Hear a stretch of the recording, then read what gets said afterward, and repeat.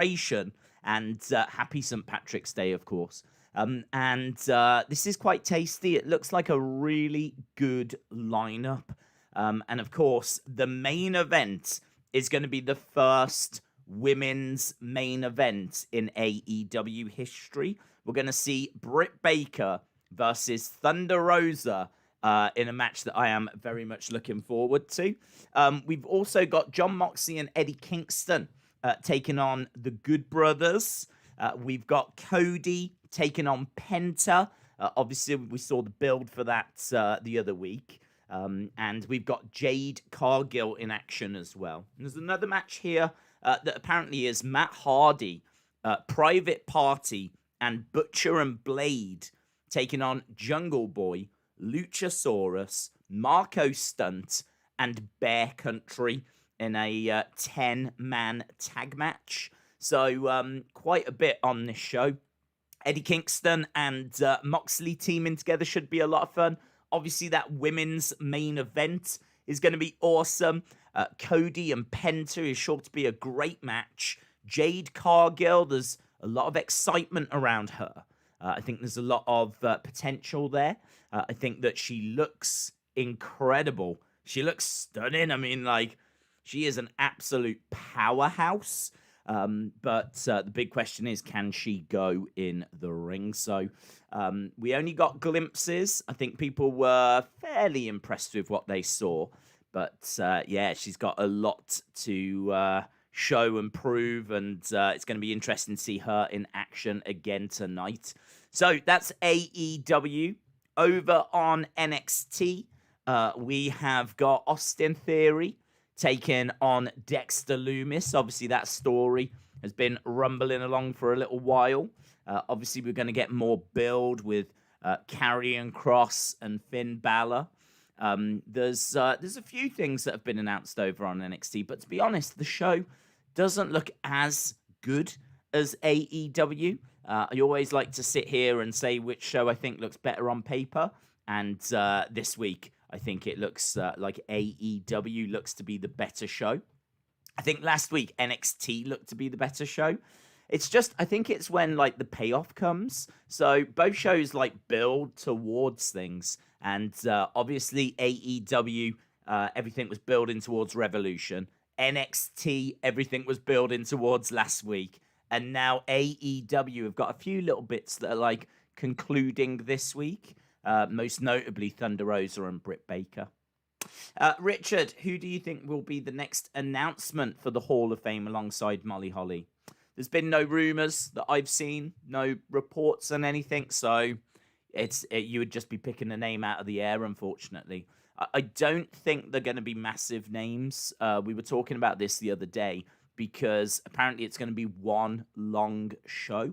So because it's one long show, I don't think you're going to add to the headliners. I kind of think that Batista, NWO, that's really all you need for like top of the class. We certainly don't need Undertaker to go in this year. I mean, if you put Undertaker into this class, it's going to feel rushed. So I think it's important that $1.99 via a super chat. What's one pay-per-view you wish you did live? Hello, Joaquin. Good to see that she's reading out current super chats and she hasn't gone rogue like all the other days. So what's one pay-per-view that I wish I'd have done live? That's a great question. I suppose WrestleMania 1 would be the obvious answer because can you imagine what wrestling was like before WrestleMania? There might be some people in our community that were around when before WrestleMania, and yeah, I mean, like to the extravaganza of it, the celebrities that are involved, Hulkamania being at its absolute zenith. I mean, it would obviously be at its zenith for quite a few years after, but yeah, there's no denying that like Hogan was the man, and you got Piper, you got Muhammad Ali. It's at Madison Square Garden. It's a big gamble for Vince. Something that doesn't get spoke about all that much is Vince spent a lot of money on the first WrestleMania, bringing in all of those celebrities and putting the whole show together. If Mania had flopped, WWE would have folded. There's many reports of Vince saying to the wrestlers, saying to people, this has to work. Like, this has to work. WrestleMania was like a make or break kind of a situation. So, I mean, you know, it would have been great to have spoken about, say, the Montreal Screwjob, and which I can't believe next year is 25 years old. Like, I don't know why I thought about this earlier, but the Montreal Screwjob will be 25 years old next year. Like, where did that time go? Like, that is insane. So, yeah, I suppose things like Montreal Screwjob, the first ever WrestleMania. The first thing that came to mind was Hogan Andre. I would love to have gone back as well, maybe to some of the earlier kind of shows, like Showdown at Shea Stadium, where that's really interesting. WWE did a couple of shows at Shea Stadium. I think they did two in the late 80s, two in the late 70s, one in the early 80s. These were big shows. They were kind of like WrestleMania warm-ups. They were kind of WrestleManias before WrestleMania existed. They were big shows. They were done in, I think, baseball. Is Shea Stadium a baseball ground? I'm not too sure. Please respond. So, yeah, it was... what was the main events? You had Hulk Hogan versus Andre in that 80s one. Only Andre was the face and Hogan was a heel. This is before Hulkamania. So at this point, Hulk Hogan's a heel. So, yeah, they did Hogan Andre well before WrestleMania 3. Like 7 years before WrestleMania 3. They did one at Showdown at Shea. And I'd love to have been watching those, because I still haven't seen all of those shows. I actually don't know if they're on the network, you know. I'd have to check that out. But Bruno against Larry Zbyszko. Larry Zbyszko was like Bruno's protege. He'd taught him everything he knew, and then he turned on him, and it was he refused to fight him and all this kind of stuff. They end up having a brutal, I think it was a cage match during those shows as well. So star-studded, WrestleMania before it was WrestleMania, and something that doesn't really get spoken about all that much. I'm sure there was 3 of them that was done, and I'd be interested in revisiting those. So there you go. There's a few little answers for you. And obviously WrestleMania 17, which is regarded, I think, by many as the best ever WrestleMania. So what a celebration that will be, or would have been. But what a celebration WrestleMania 37 is going to be, because I am super excited for that. That is going to be awesome. Crowds coming back. They're hoping for 45,000 each day. Obviously, as well, it's back in a stadium. It's going to have a big crowd. It's going to have energy. Even if it might be lacking a little bit of legends, even though we might not have a Triple H or a Cena or a Brock or an Undertaker, I think the card still looks really, really good. I think the card's coming together really, really well. So I like the look of the card. It's going to be 2 days. It's going to be such a celebration of a week of wrestling, because obviously we get a 2-day takeover that week as well. So NXT, we went through the whole breakdown of that week. You've got Raw, you've got the Hall of Fame, you've got 2-day takeover. You've got SmackDown, you've got 2-day WrestleMania, you got the Raw after WrestleMania, you got so much. And obviously NWA's coming back as well. NXT's moving to Tuesdays. There's so much. And it's not that far away. Couple of weeks now. It's going to be absolutely insane. So really, really looking forward to this year's WrestleMania. So good question. What WrestleMania or what pay-per-view do you wish that you'd covered live? Honestly, WrestleMania 37 is right up there, because getting fans back, I think, is going to be a massive deal. And I think it will be a talking point in the history of wrestling. You know, this pandemic era is going to be a big talking point in the history of wrestling. So Yeah, really looking forward to that. Jake says, are you excited for WrestleMania 37? Yes, I am. I think we all are, because, as we said, it's going to be a big deal to get fans back. I just hope that fans are safe.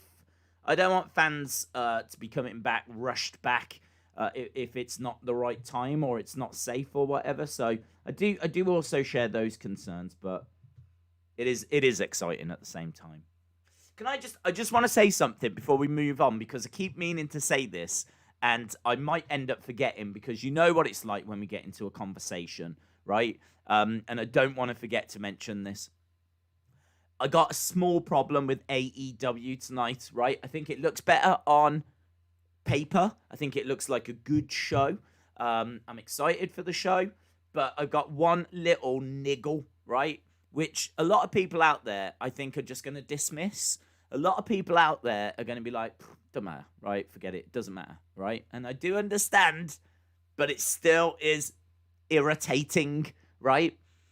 This is the first ever women's main event of AEW, right? First ever. Now, that should be a real promotional thing. That should be something that they're shouting from the heavens. They've been getting a lot of criticism about how they've been using their women. There's a lot of criticism at the fact that the women don't feature all that often, and that there's normally only one match on the show. All of this kind of stuff, right? So the fact that not only have we got a women's match on the show, guaranteed, but it's going to be the main event. It's a great feud, two of their best workers. Like, this is all good stuff, yeah? I'm sure you agree. This is good. This is the kind of thing that we should be shouting from the rooftops. Well done, AEW, right? So where is my problem? My problem is it's unsanctioned. Their first ever women's main event match is unsanctioned. Unsanctioned means it is not recognized or authorized by AEW. So their first ever women's AEW main event is basically also not supported by AEW.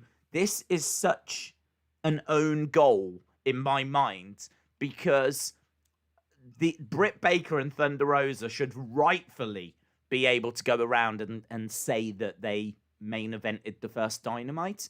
But there is going to have to be an asterisk next to that, because this is unsanctioned. It is not authorized by AEW. Basically, AEW finishes, and then we get this match at the end. Yes, it's still part of the presentation. Yes, it's still part of the show. But apparently AEW don't want anything to do with it. This seems like a horrible, horrible PR own goal. Like, for a company that gets criticized for how it uses women, and for a company that gets criticized for not having enough women's matches, they finally do something right, and then seemingly go out of their way to say, yeah, we're not authorizing that.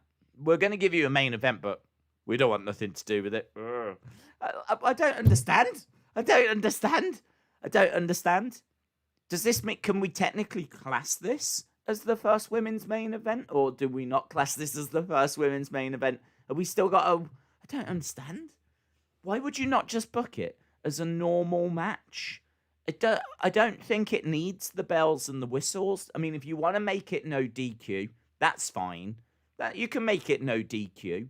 You could still have the same match, but this is an unsanctioned... I just read it. It's an unsanctioned, lights out match. Yeah. Britt Baker versus Thunder Rosa in an unsanctioned lights out match. They've done this before, whereby... I can't remember who did it. Was it the death match? Was it when it was Omega and Moxley? That was an unsanctioned lights out match as well, I believe. They didn't want anything to do with the brutality of that, so it was an unsanctioned lights out. And that's what we're getting here. So this is an unsanctioned lights out match. They're going to turn the lights off. Literally, the show finishes. They're going to switch the lights off. And if you girls want to use our ring, that's fine. We don't want anything to do with it.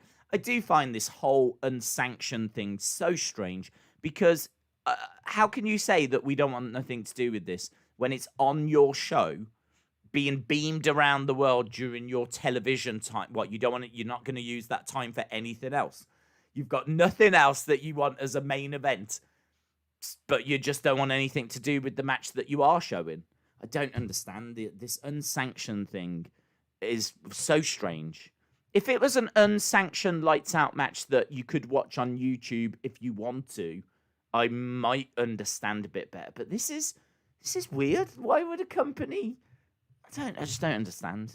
So the problem that I've got now is when people talk about this as the first ever women's main event in AEW history, do I have to sit there and just go, yeah, you're right? Or do I go, well, technically, AEW didn't recognize it as a match. AEW didn't authorize it and don't recognize it. And actually, I don't even know if the result is going to count in the rankings. I'm pretty sure they said the last time we had an unsanctioned match that the result of that didn't count in the rankings, that they don't recognize it. It might as well have not happened. This feels like such an own goal. Such an own goal. Such a PR disaster. But saying that, no one's talking about it. I haven't seen anyone mention this. This is just me in my own little weird world going, why have they done that? They get such criticism for women's wrestling. The first time they do something that's like amazing, historic, something that they can really shout about, the first ever women's main event, they purposefully go out of their way to go, yeah, we're not going to sanction that. We don't want nothing to do with that. That's nothing to do with us. Weird, bizarre, strange. I don't like Don Callis, says Jake. Robin said, at least when Gargano Ciampa was in Unsanctioned, it made sense because Gargano wasn't signed to NXT. Daniel says, the women will main event again in a sanctioned match. Everyone is freaking out over nothing. They will main event again, but it just seems strange that would you not, for your first one at least, want to have it in a sanctioned match? For your very first one, would you not want to do it? Would you not want to bill it as the historic moment that it is? I mean, this is historic. This is something they should be proud of. It took Raw a long time. I think, honestly, we're talking... Was it Trish and Lita in the 2000s? I'm sure we're talking about, like, over 10 years. 12 years. I'd have to double check. I've got a feeling it was Trish and Lita. Was amazing. Think of all the Raws. And that was the first time the women main evented. So I know it's not as big a deal now because we have seen women main event Raws since. But for Dynamite to do it so quickly and to have two women that they feel comfortable and confident can close out the show, it's a real statement. It's a big show of support. And I think it's brilliant. I'm all for it. And Thunder Rosa, I'm such a Thunder Rosa fan. I think this is awesome, but I don't like that caveat. I don't like the Richard fact K is a legend. They donated £9.99 via a super chat. I'm hope we get some non-main event talent in Hoff with Molly Holly, but talent that deserve it. Some talent like the Francis Shane Douglas Chavo Guerrero test and talent like that. Yeah, I mean, I honestly don't know what their relationship is like with. I mean, Test is difficult because of his history with the company, and obviously is sadly no longer with us, and his family could come up, and there could be some stuff that gets said. He was obviously in a relationship with Stephanie as well. I mean, Test is very personal, so Test is difficult. Chavo Guerrero, I don't know what his relationship is with WWE. Same with Shane Douglas, to be honest. But yeah, those sort of names, I think, are names that would end up getting added to the class. You could get another main eventer. I'm not going to sit here and say 100% you won't get another main event person going into the Hall of Fame. But all I'm saying is that we know that this is two classes going in at the same time. You've already got NWO and Batista. You really can't afford to be dropping in an Undertaker this year. I mean, there's a lot of people saying that Undertaker should either get a class of his own or should just go in on his Mike own. Ziegler is a legend. So They donated 10 this wouldn't be Canadian the right dollars year via for a super someone like chat. that. Hey days, looking forward to another watch along. Love your content, bud. So Richard K, shout out to you, my friend. Thank you so much for the support. Really do appreciate it. And Mike Ziegler as well. Shout out to you, my friends. Again, really appreciate the support. I really appreciate everyone joining us this evening. We are 40 minutes away from AEW and NXT. And again, it is worth mentioning, don't get it twisted. I'm very excited for AEW. I'm very thankful that they're giving us that unsanctioned main event. Thunder Rosa, absolutely one of my favorite wrestlers. Just a little needle in the side that, there's going to be a little asterisk next to this being the first women's main event. But from what I've heard, this was pre-recorded, and I don't know if this is true. I have no idea if this is true. This is just what I've been told, that this was pre-recorded, and the match is stunning. I don't even know if this is a taped show, to be honest. I do know they do tape shows, so there is every chance that that is true. But the rumors are that this is an absolutely stunning and brutal match. Joaquin, shout out to you. I'll wait for her to read it out. J14, do you celebrate St. Patrick's Day in the UK? Joaquin Uribe yes. is a legend. They donated $1.99 via a super chat. Do you think WWE used legends good back in the day? Do you think WWE used legends good back in the day? Do you think they used legends good back in the day? I don't know what you mean by back in the day. I'm trying to think, like, how did they use legends in the 80s, early 90s? Is that kind of, do you mean that? I can't remember a great deal, to be honest. I'm trying to think of, like, legends that they would bring back. I mean, I remember them bringing Bob Backlund back, and he won the WWE Championship. I can remember them bringing back Captain Lou Albano, who I found a bit annoying, to be honest. But to be honest, a lot of people left and went elsewhere and didn't come back. They went to, like, WCW. Or they went to the UWF, or their time was done, and they were kind of like run into the ground. I think, and obviously a lot of them sadly passed away. I think there was a lot of steroid use. There was just a lot of. I think the work schedule was really, really hard. So it's like, I don't know. I'm trying to think of some of them old names. People like Pat Patterson worked backstage. Slaughter just did a lot of backstage stuff. I suppose it's really interesting question, actually, because I feel like the business really changed and it went very cartoony. So like in the 70s, 60s and 70s, it was wrestling, and it was guys against guys, and do you know what I mean? There wasn't really many gimmicks or anything like that. There was definitely people that were exaggerating their personalities, let's put it that way, but nothing like what we would see in the 90s. We didn't get like Repo Men, and we didn't get like Tatonkas, and I suppose we got Chief J Strongbow. But putting all that to one side, I kind of feel like it was such a drastic change that a lot of the old timers just didn't fit anymore. A lot of the people that worked in the 60s and the 70s, you couldn't really bring them into the late 80s and 90s because they weren't big enough. They weren't, they were looking for comedy, kind of cartoon, comic book characters. They were looking for Undertakers. They were looking for Mr. Perfects. They were looking for all of these kind of people. So it was really hard to bring in some of the older guys back then.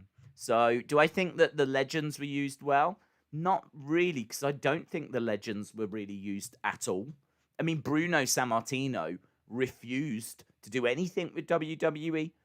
they're one of their greatest ever stars, literally put his hands up and was like, I don't want anything to do with this.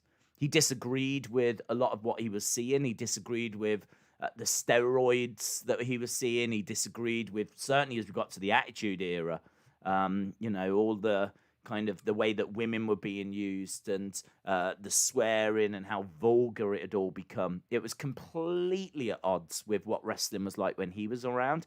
And he wanted nothing to do with it. He ends up going into the Hall of Fame after Triple H convinced him they'd cleaned it up. Triple H said, we've changed direction, we've cleaned it up. And that's how Bruno ended up coming back. But it's quite interesting. That would actually be a very interesting video or topic to really go back in the late 80s, early 90s. Look at the legends that returned from the 70s.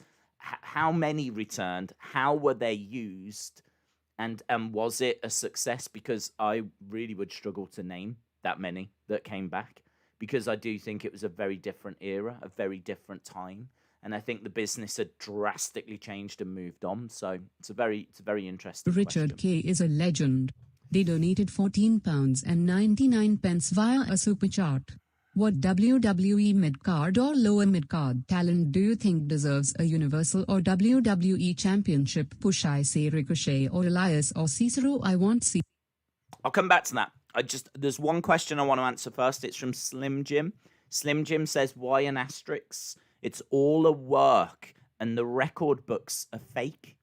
And it's a fair point, but the problem is with an unsanctioned match, AEW are saying that they aren't supporting this. That's the message that's going out. I understand that it's going onto the TV, and I understand that that is a work, if you will. I understand that, of course, AEW support it because they've booked it. It's just that the stipulation in the match and the storyline is that, this is unsanctioned and whatever. But that message has still gone out there. The message has still gone out that this is unsanctioned, this is unsupported, and that this, they aren't standing. This isn't authorized, basically. So it's hard because in kayfabe, this isn't the first one. If you want to, in real life, in what two women actually wrestled the final match on Dynamite, in real life, the answer will be Thunder Rosa and Britt Baker, but the record books might not necessarily reflect that. And I just don't like the fact that there is an asterisk. There is always a little comeback that people can have. Like, if someone says who was the first women to main event AEW Dynamite, you can say Thunder Rosa, Britt Baker, but you do have to then add that it didn't count to the records. The storyline was that it wasn't supported by AEW. What? But we shouldn't have to say all these things. So, to me, there is just a little asterisk there. There's a grey area there. There's a niggle there that shouldn't be there. Not for this first one. If they wanted to do this match, then they could have done this match at a different time. I don't think it's right that they've done this for the first one. Because, again, going back to the fact, this is one of the big things they get criticised for. They get criticised for their women's wrestling. And to put on a women's main event, but then say that it's unsanctioned, basically say it's unauthorised. We don't want anything to do with it. It's kind of like, we're going to do something good, but we're not going to commit to it. We're going to do something good, but there has to be this little asterisk. There has to be this little stipulation.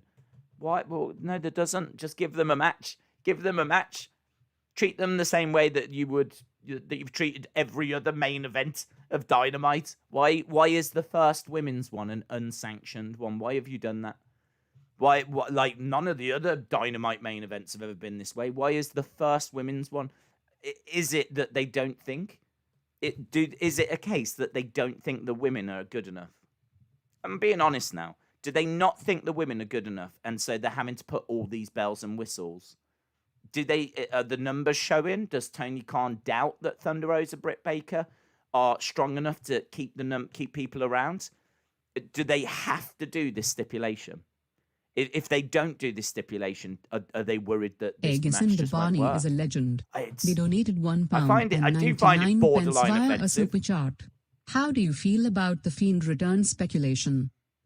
I'll come back to that. I got another one that I got to go back to first, my friend. Richard K said, what WWE mid-card or lower mid-card talent do you think deserves a Universal or WWE Championship push? I think Ricochet, Elias, Cesaro. I want Cesaro or Elias. I wouldn't touch Elias. I think that he's been used as a kind of comedy joke character. I couldn't tell you one good match that he's had. I couldn't sit here and say like this was a 4-star match or anything. I think every match he has, I think he can do some stuff in the ring, but he's never had a match that's been memorable. I could not sit here and name one match. I'm sure there's people out there that could probably think of one. I can't think of one. I mean, he's just the kind of person. There's a place for him on the card, and it's not the top of the card. He's kind of like your Honky Tonk Man in a way, but not as good. Like at least Honky Tonk Man could work, and you could get a good match out of him. Elias, we haven't had anything. He just apart from trying to play music and get interrupted. But in all fairness, how many years has he been on the main roster now? Like, he's the kind of guy who will just stick around, who has got a job. He's the kind of guy that useful for a house show, useful to fill out a card. Kind of, if you need a fun little segment, maybe we do something with Elias. Maybe we've got a celebrity guest. I'm amazed they haven't done more with Elias and Bad Bunny, to be honest. There was that little interaction between them, but the fact they're both musicians and whatever, I'm amazed that they didn't kind of play that out. So, they've gone with Miz instead. So I think that you would need some real momentum with Elias. You would need him to be winning some matches and, showing that. Because if you're the champ, you're going to be showcased every week. You're going to close out pay-per-views. So you better be someone that can draw. And I'm not convinced that Elias has got that ability. Certainly not in his current guise. Let's put it that way. So I would disagree with Elias. Cesaro, I think Cesaro's interesting. I think Cesaro is someone that should be champion. Cesaro is someone that the fans are desperate to see become champion, because it's becoming apparent now that Sammy goes around talking about a conspiracy against him. Well, if anyone should be going around talking about a conspiracy against them, it should be Cesaro. I mean, Cesaro is one of the best in-ring workers. The only problem is his promos can be a little bit dull, and he's never really had much of a character. There's not been much with Cesaro. Cesaro's character is that he's one of the great wrestlers on the roster, and you would think that would be enough. But, it's not in this day and age. You've got to have more about you. Look at Roman.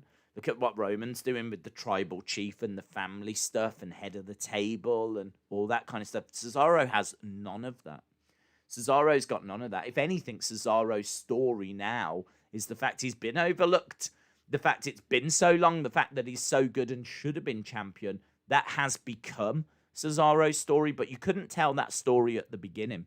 I mean, they were trying to make him out to be the Swiss cyborg, but it didn't mean anything. He's from Switzerland. But, I mean, there was no substance there.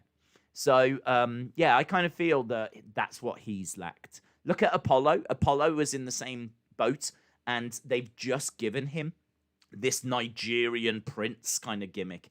And this could work. There's people that are split on it. But I definitely think it's better than the bland Apollo Crews presentation that we were getting before. So I feel that Cesaro would have benefited from something like, that kind of a gimmick. Well, not that exact gimmick, of course. I mean, Cesaro as a Nigerian prince, I don't think would be the right way for. I'm definitely getting Akeem vibes now.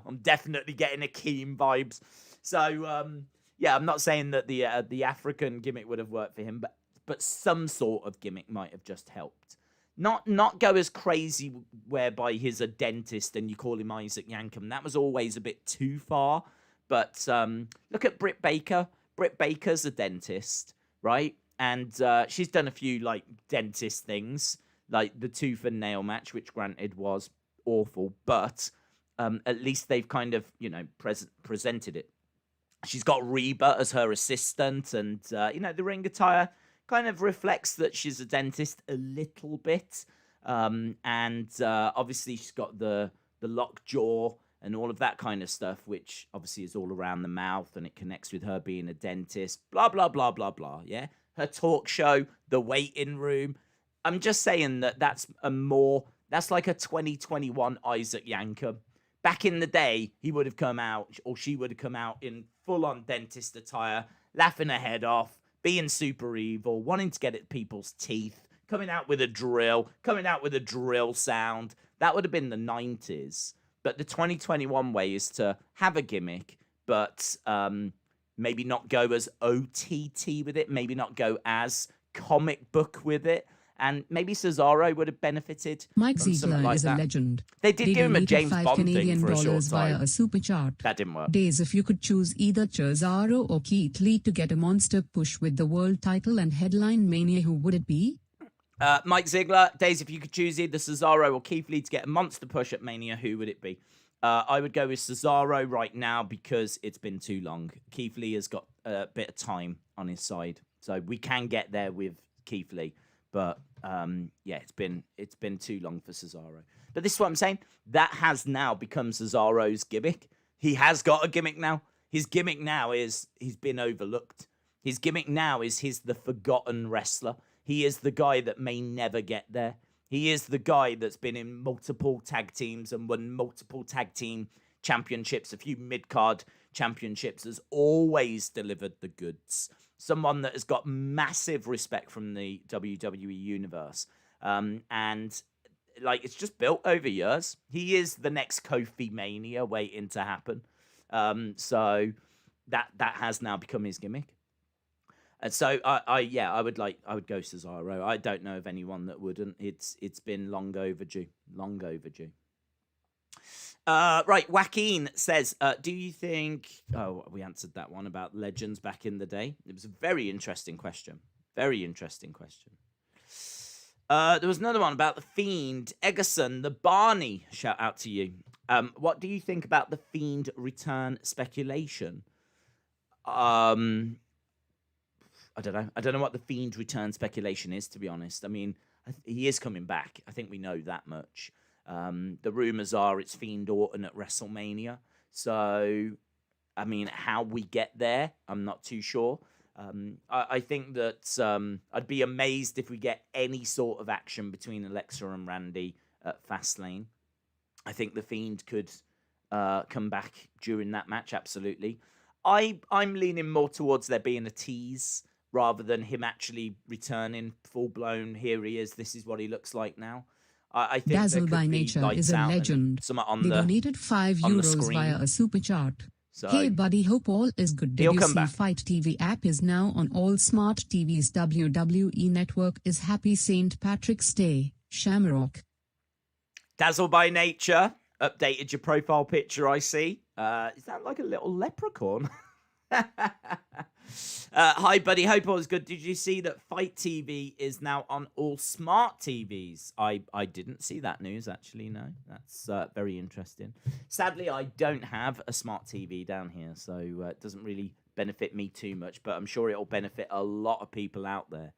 Fight. I mean, obviously, Fight is where we get AEW here in the UK.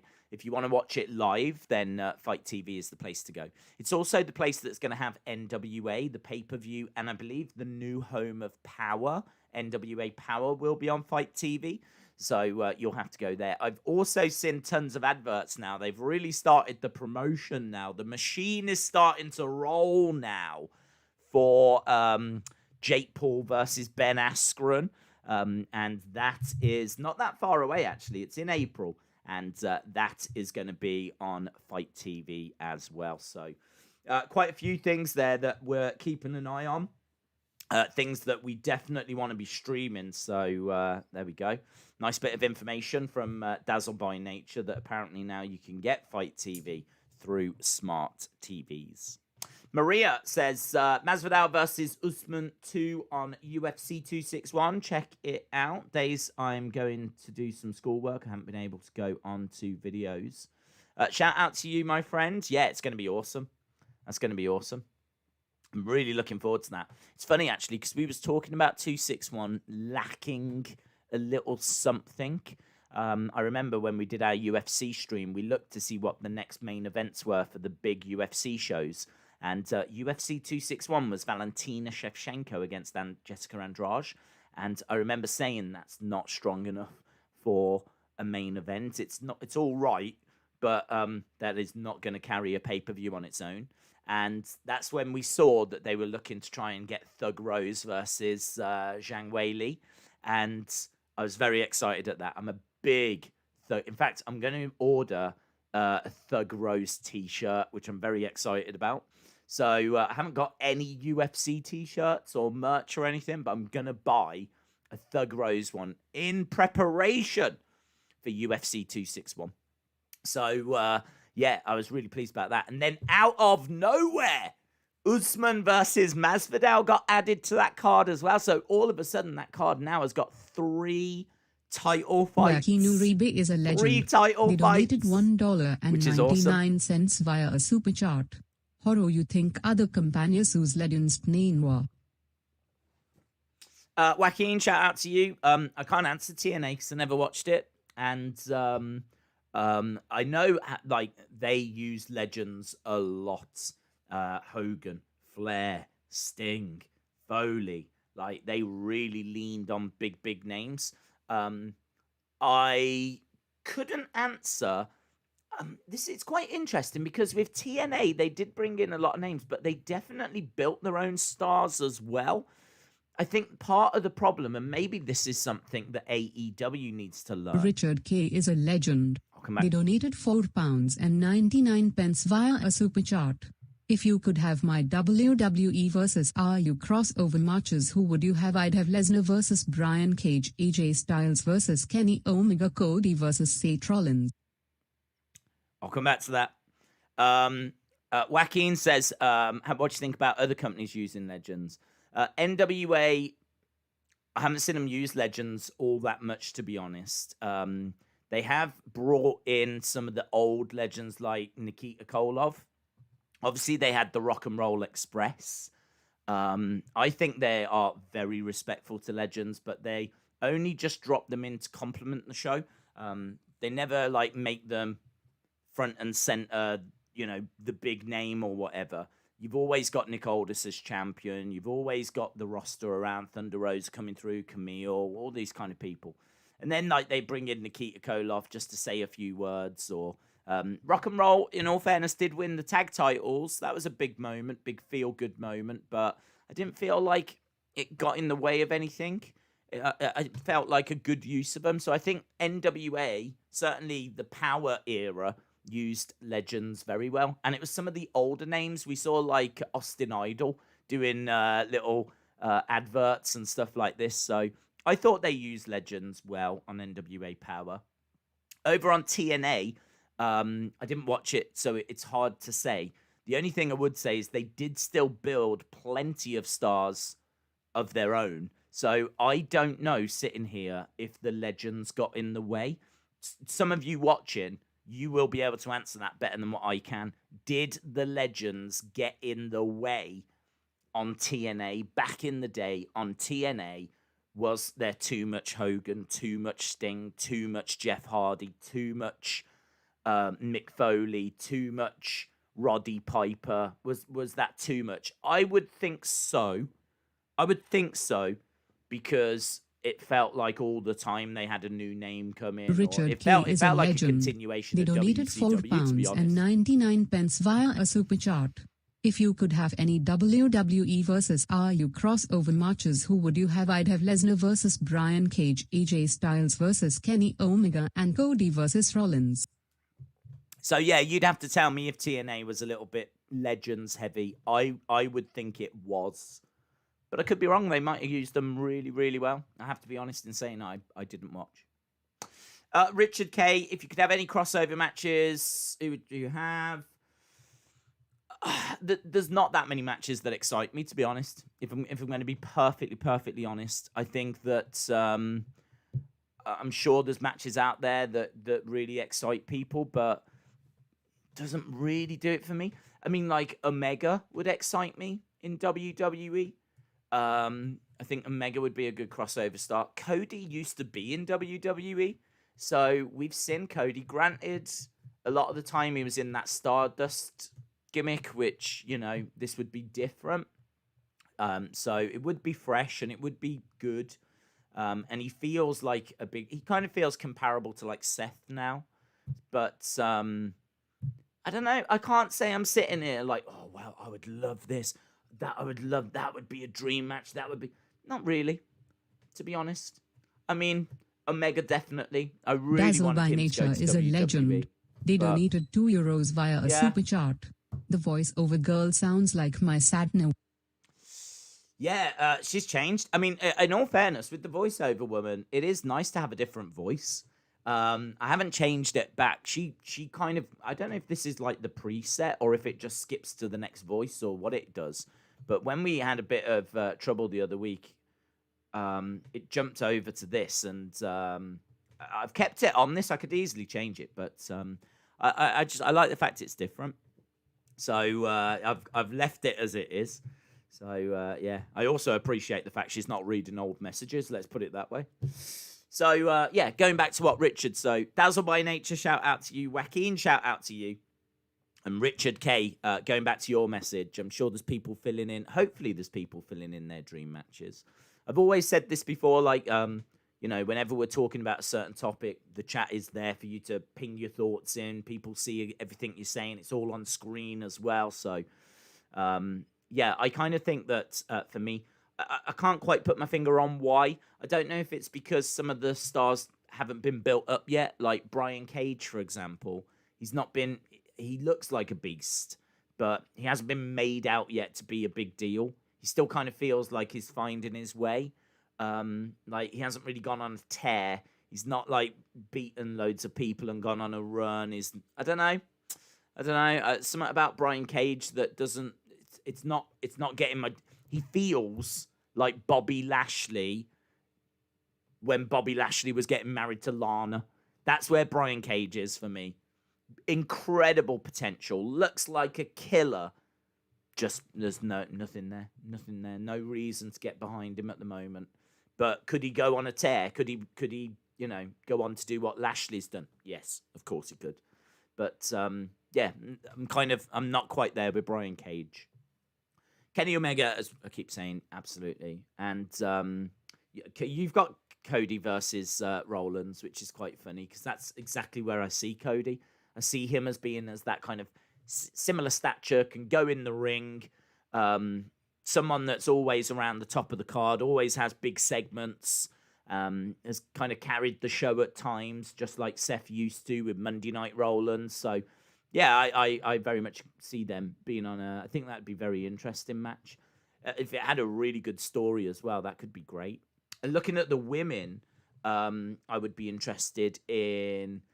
Well, I mean, Serena Deeb used to be in WWE, so her going back, I'd love to see her against Sasha, whatever, but Thunder Rosa would be the one.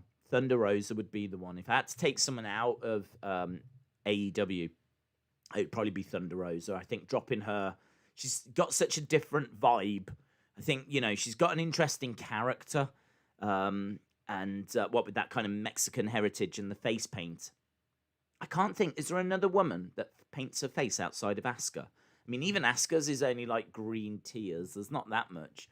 I can't think of another woman in WWE that fully, I know it's not full. It's only a half of a face paint, but I can't think of another woman that does that in WWE. She would instantly be different, very toyetic. I mean, Mattel would just wet themselves with joy. So I think Thunder Rosa... because she can go, and she's got an interesting look, interesting character. She leans on that Mexican heritage, and what's her catchphrase? Is it La Mera Mera? I think it is. So yeah, I think she is someone I'd be most interested in. Maybe her or Kenny. The way AEW uses the word unsanctioned is that they agree to book it, but whatever carnage and havoc occurs in the match, they won't have nothing to do with damage that gets done to both wrestlers. Unsanctioned is unsanctioned, buddy. If something isn't sanctioned, then you're not authorizing it. So it comes down to that. You can say how they use it, but the bottom line is an unsanctioned match is a match that's not authorized by the company, and that for some reason that's what they've chosen to apply to their first ever women's main event, which baffles me. When they book it, and they could do anything. They could do anything with this match. It could have been a cage match, could have been a no DQ match, could have been a Falls Count Anywhere match, but for some reason, the first ever women's main event, they decide to put the word unsanctioned in front of it, and I just feels like a PR own goal to me. That does it, and I'm not even an AEW hater. Is a legend. They donated $5 via Austin. Shout out to you. Hey Days, how are you doing today? Shout out to you. Can't wait for a great stream. Also, can Edward Brown get that shout out he asked for? Thank you for reminding me. I did say I would shout out Edward Brown, yes. And I asked him to remind me, but Super Chats have been so busy, I've not had a chance to really jump in. So, yes, thank you, Austin. Shout out to Edward Brown, of course. I said I would. I am a man of my word. I've not ignored you. I've just been so Super Chat heavy. But, yeah, shout out to Edward Brown, and shout out to Austin316 as well. I hope you had a happy U-Day yesterday, Austin316.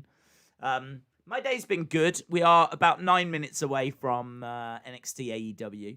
I've been trying to look into like some fitness stuff.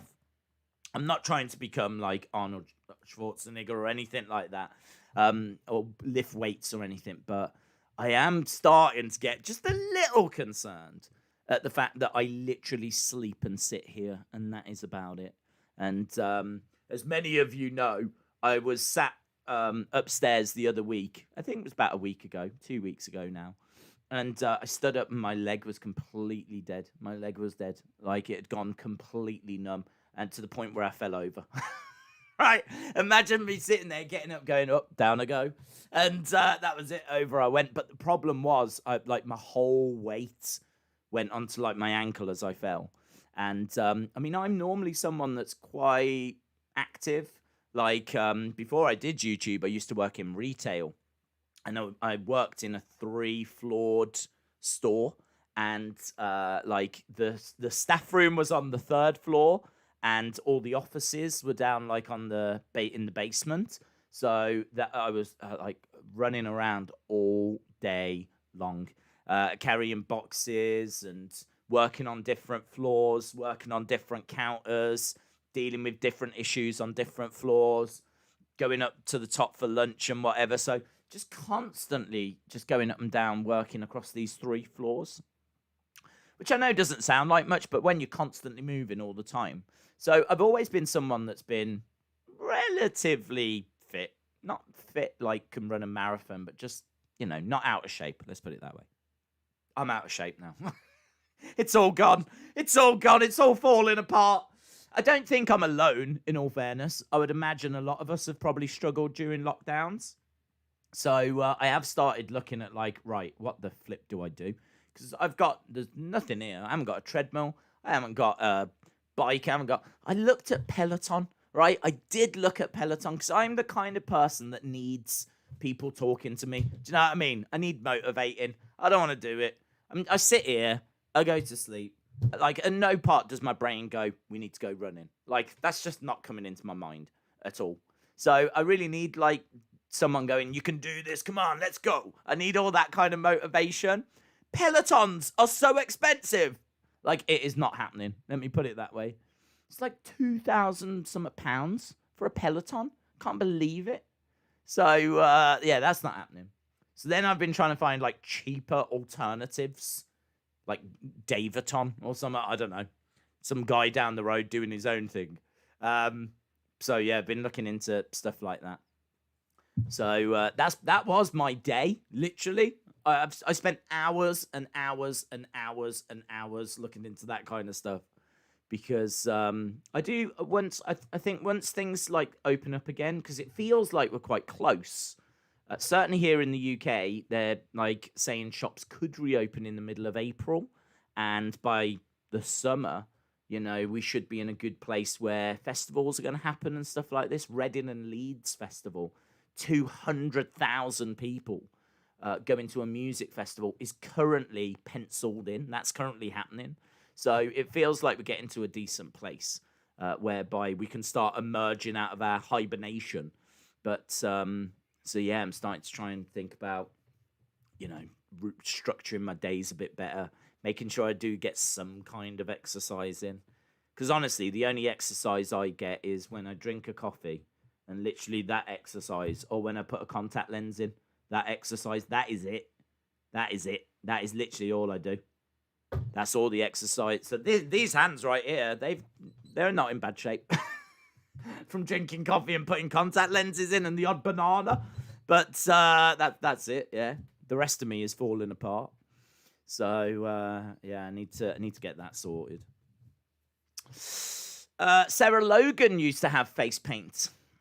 Pro Sleep is a legend. Remember. They donated $2 via a super chat. Remember? DDP yoga and wash it down with iCopro, brother. Yes, I tell you, I'd be fully on board for getting some Ico Pro. DDP yoga doesn't appeal to me. I kind of like all that stretching, and it's just not me. I've never been a very agile person. I've never had agility. It's not been a skill I've possessed. So yeah, I don't know. Yeah, I don't know. I know yoga, yoga back in the day was like really for women. I fully appreciate now that there's tons of guys that do it. And I think DDP yoga in particular has played a big part in that revolution. But I just can't imagine me doing it. I can't imagine me doing the downed dog and stuff like this. Do you know what I mean? So I don't know. I can't. Yoga I would struggle with. But like running, Peloton, that felt like if it was at a decent price, like a fair price, it probably is a fair price for what you get in. I'm not saying it's a bad product by any means, but I'm saying it's an expensive product. But yeah, something like that I was looking at, like a bit of running, bit of I don't know. I genuinely don't know. That's what I was trying to look into, but I didn't get anywhere with it. I think I bought some resistance bands for like £20 out of sheer panic, and that was it. And I got no idea what I'm going to do with them when they arrive. Some £20 resistance bands, which I already know are going to go over in the corner and not get touched. But out of sheer panic, after looking for hours and not getting anywhere, I was like, I'll just buy these. I'll buy these, and I'm sure, maybe inspiration will strike. It hasn't yet. Fun fact, it hasn't yet. Isman says, I lift every day. Yeah, I'd love to do that. I don't have any equipment for that. I mean, and to be honest, I think there's a lot of people that have gone out and bought stuff, because when you go on Amazon, there's so much, certainly in the UK, that's Pro sold Sleep out. is a legend. They donated $2 via a super chat. As a kid, I bought Big John stud vitamins from PWI. Oh, that is awesome. Oh, you should have saved them. They might have been worth something. Some Big John stud vitamins so that you can grow big and strong like Big John stud. They must have done Hogan vitamins, surely. That's all the guy spoke about. I never saw them. We never had them, to my knowledge, here in the UK, but they surely did. Did they? Do you know what? I'm going to Google this. Off the top of my head, I don't know if I've ever seen Hulk Hogan vitamins, but they must have. It's one of those products that you just know existed, but you've never actually seen. Yeah, they did. Of course they did. Hulk Hogan vitamins. Here they are. Wow. Complete multivitamin. Yeah, I have never seen these before. There's different ones. This isn't a great picture, but it'll give you an idea of what the packaging looked like. Well, hopefully it will. I know we've got a minute. So what better way to use this minute than show you retro Hulk Hogan multivitamins? You got to give the people what they want. Do you know what I mean? There we go. Apparently, that is what they looked like. So, Hulk Hogan multivitamins. So, looks like there was 4 different ones. There may have been more, of course. So you got children's chewable. That's what they are. So, the blue is multivitamins. The green is multivitamins plus iron. The orange is multivitamins plus extra C. So, you get some extra C wrestling in there.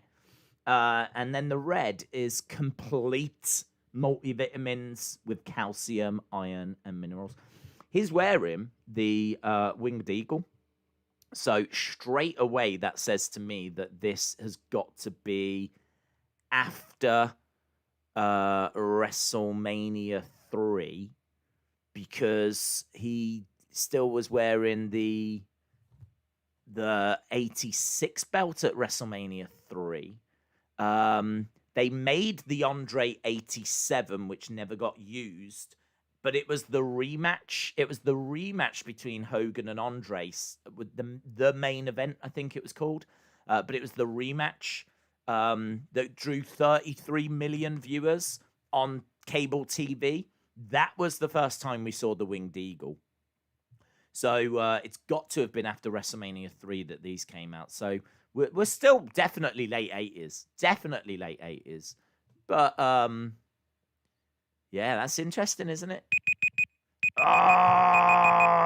Friendly reminder that the shows are starting. And they are indeed. Boom. We are underway with AEW and NXT.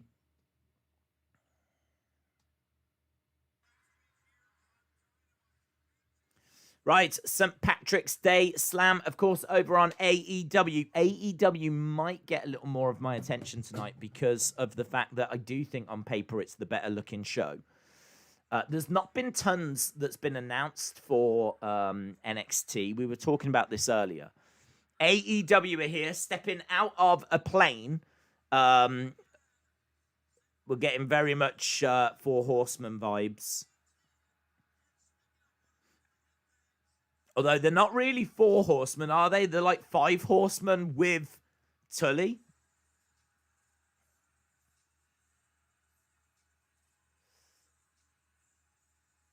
Right, here comes Penta. Is Penta not in Death Triangle anymore?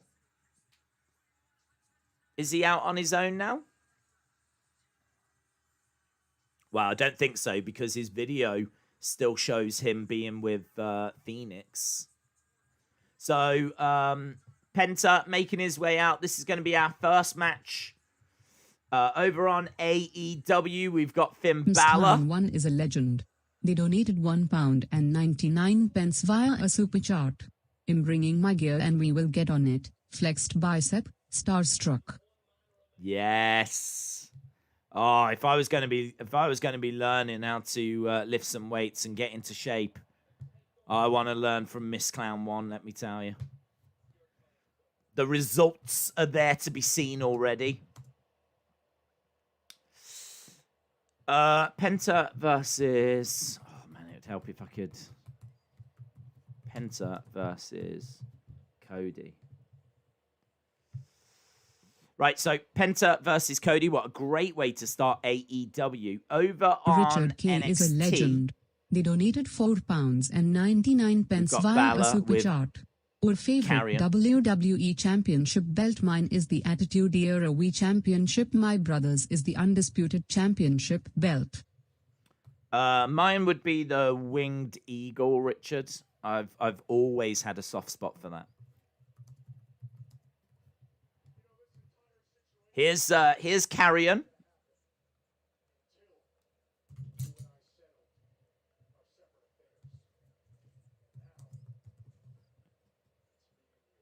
Now it's me and you.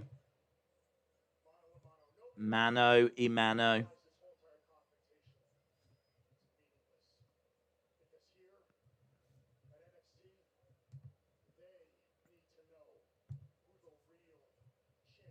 They need to know who the real champion is.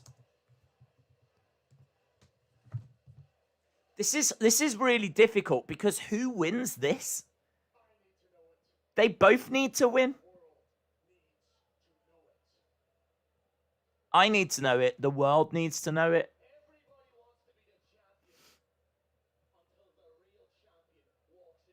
Everyone wants to be champ till the real champ walks in the room. I'm loving this from Finn. You walk like a champ. You talk like a champ. But there's one problem. Finn Balor's the champion! Ah!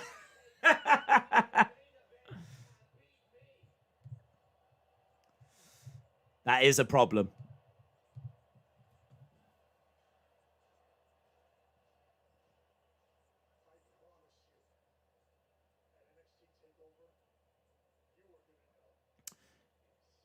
I promise you, at NXT TakeOver, you're going to know.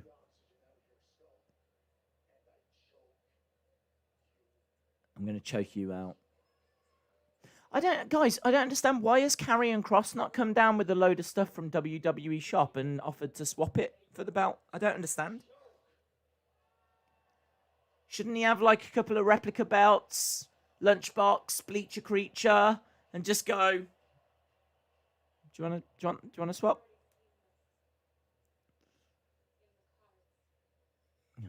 She's going on about cards.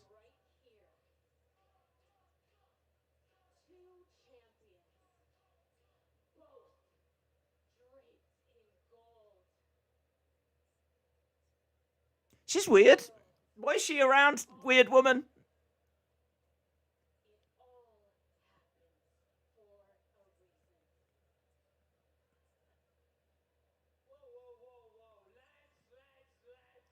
Lads, who's this? It's only Lork and Danny Burch.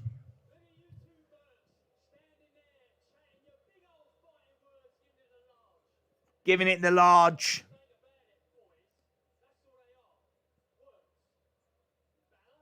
It's going to build to a tag match. Quite brutal over on AEW. We've been underway over there for the past 5 minutes or so. We got no messing around. Penta with Cody. Big boot to the face by Cody.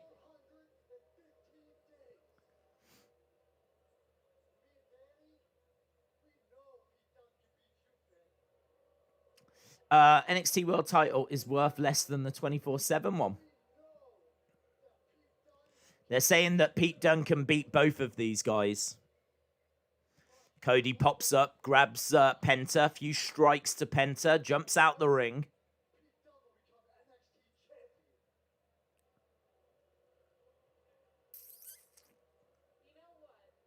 Here's Scarlett.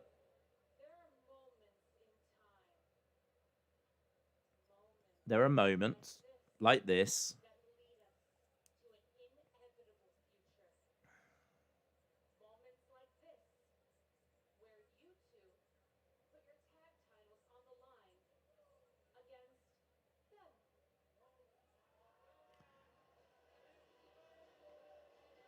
So Scarlett's asked, why do they do this? Why are two people that are in a feud made to tag together? I don't understand. What is this fascination that WWE has got with putting rivals in tag teams together? When did this become a good idea?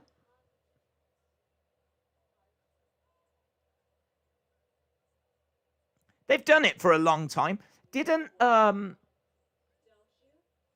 Rock and Cena get made to tag together before they were building towards like WrestleMania 28 or 29? I seem to remember them tagging together against Miz and R-Truth. My brain made that up. My brain might have made that up. I'm sure that was a Survivor Series match.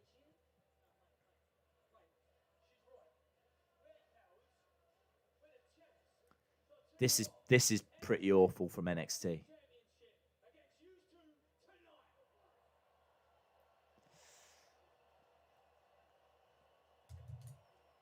Filler. I don't get it. Right, over on AEW, we've got Cody going against the ropes, jumps over Penta. Penta on the shoulders of Cody. I love how Scarlett can manipulate them, says Ryan. Imagine having Bobby and Drew go for the tag titles. I'm amazed they're not doing it. I'm surprised that Fiend and Randy Orton haven't teamed up before their match against each other. You can't be serious rivals unless you tag together whilst in the middle of a feud. That seems to be WWE's mentality. It's very strange. I'm sure it's working for some people, but it's not for me. I'm not on board with the Sasha Bianca tag team. I'm not on board with this Balor Karrion Kross tag is a team. legend. They donated $1.99 via a super chat. They did it because you and Tommy. They did it because of you and Tommy. Well, that's true. Because everyone knows we're in a heated rivalry that's going to build towards a match between us. Yet we still come together to host a podcast. So, I mean, you are right. You are right. Right, here comes Dexter Lumis. So we're going to our first match now on NXT. Dexter Lumis taking on Austin Theory. Lovely springboard cutter by Cody. And he gets 2 count.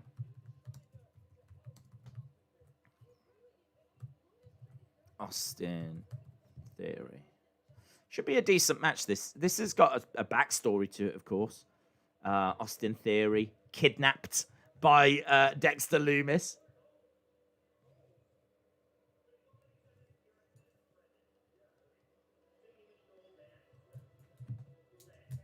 Okay, so Austin Theory backstage. This is the last step of your therapy, says Johnny.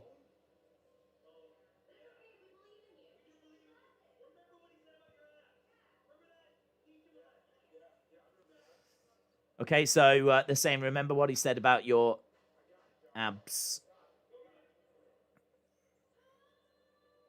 Okay, Austin Theory making his way out.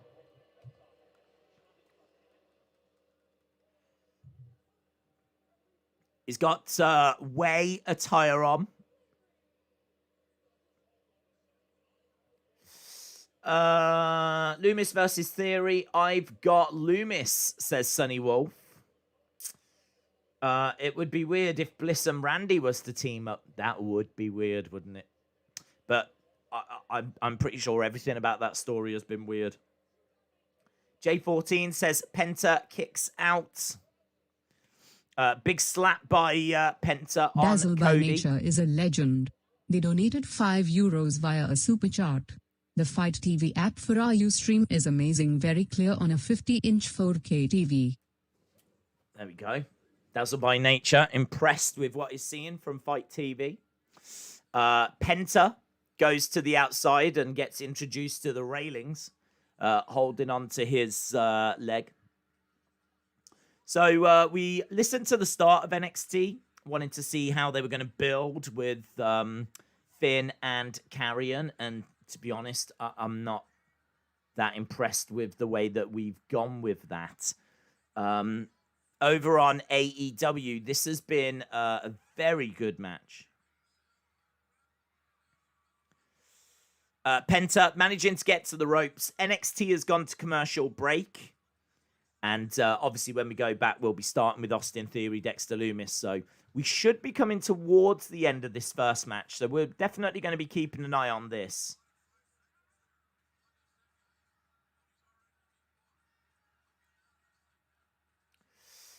Go, shout out to you.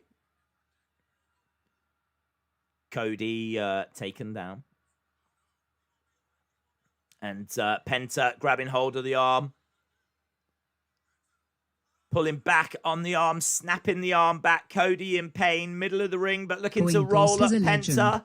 They donated $10 via a super Gets chat. a 3? What's up, Days? Hope you are well. I'm still a little new to NXT, but I love what they are doing with Finn. They are not dragging out one rivalry for far too long. He feels like a marked man. It's exciting.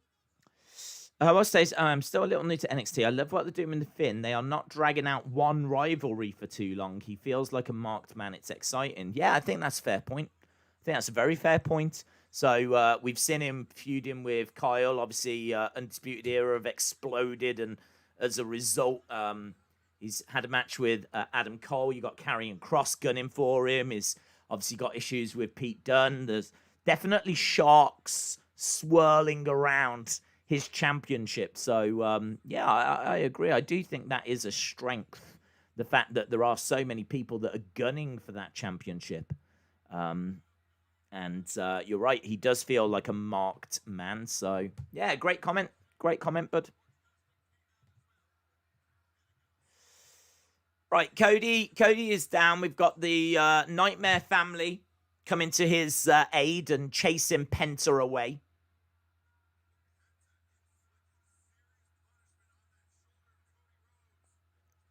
So Penta loses the match. Cody wins the match.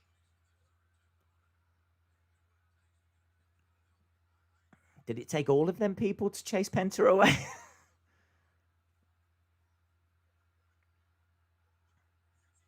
Here's QT Marshall.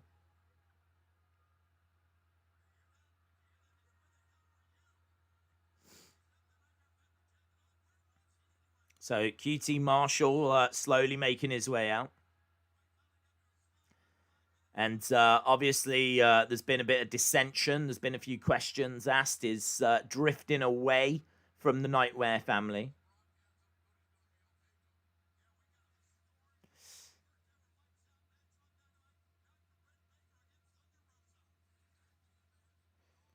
Moxley and Kingston against Good Brothers. Obviously, we've got Britt Baker, Thunder Rosa. We've got Sting and Darby Allin. Ray Phoenix is taking on Angelico.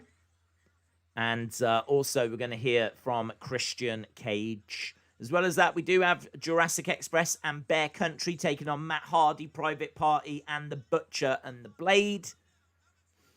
So, quite a stacked night tonight. We got Young Bucks backstage. And we're underway with Theory and Lumis over on NXT. A couple of elbows from Theory, managing to get Lumis off of him. Days, have you heard that Virgin Media will be showing NWA shows on one of their channels? No, I hadn't heard that. No, that's very cool. I don't know how many people have got that. I mean, it's obviously a good thing.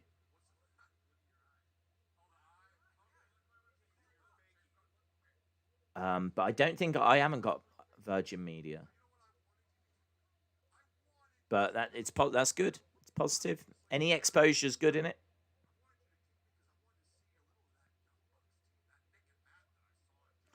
We've got Don Callis.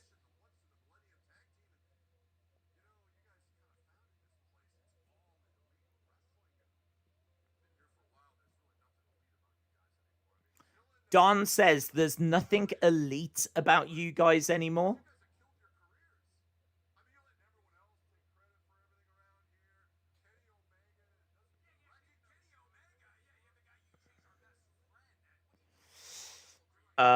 Breaking news on NXT. Let's go Lumis, says Sunny Wolf. Cheese Whiz, not a fan of Don Callis. So Don Callis is saying, like, Kenny's up here and you guys are down in the basement. You're just another tag team.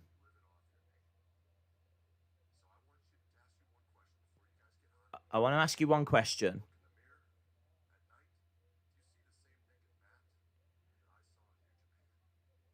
Wow, that's good. That's good. Don Callis says, when you look in the mirror at night, do you see the same Nick and Matt that I saw in New Japan? Wow.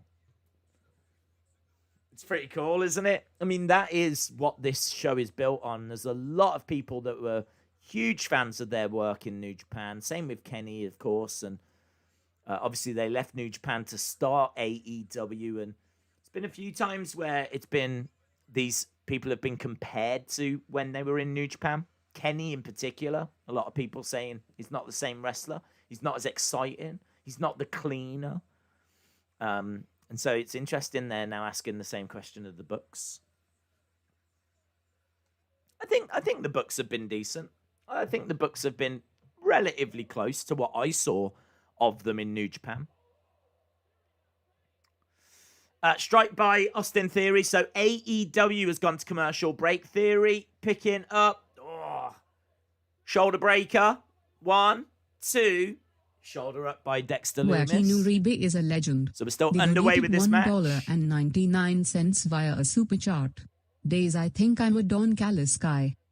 Yeah, he's great. What he has done for Kenny has been incredible. Kenny Omega really feels like a massive star now. And I have to admit, he didn't feel that way for me for a long time. Again, I don't think I was alone, because there was quite a few people asking that question of, you know, where's the cleaner? Why is he not the cleaner? He was in the tag team with Hangman. I thought that was decent, but it kind of felt like the spotlight was on other people. Now is the time for the spotlight to go on to Kenny. Now is the time for Kenny to show why he was so important that he went to AEW. Because remember, when he joined AEW, there was a lot of speculation he was going to be in the Royal Rumble. Is it the 2019 Rumble? I think there was a lot of speculation that he was going to be in that. And then, obviously, he didn't join that, and he ends up signing with AEW. More than that, becoming an executive vice president. And now we're seeing why he is so important. I think his character, his promos, the way he carries himself, the way, I mean, like, he's going to try and win the Impact title as well, isn't he? Austin Theory hugging Lumis. So, yeah, Don Callis has been a big part of that. Theory thought that Lumis was his friend. Lumis absolutely isn't. And this fight continues. I knew I shouldn't trust you.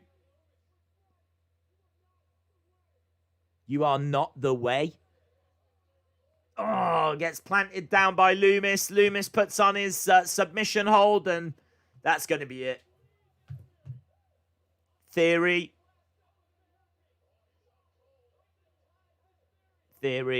is going to sleep. And he has gone to sleep.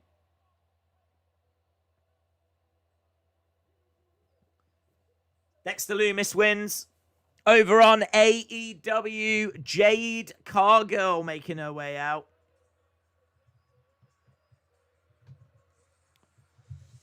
Tell you what, I think they know that this girl's going to be a big deal. She's got obviously great graphics and everything, but she's getting pyro, and they're really trying to build her.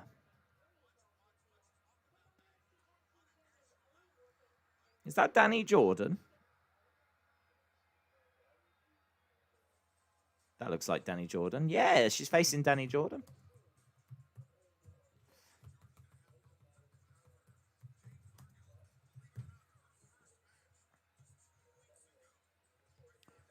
Right, Jade Cargill versus Danny Jordan. This will be good.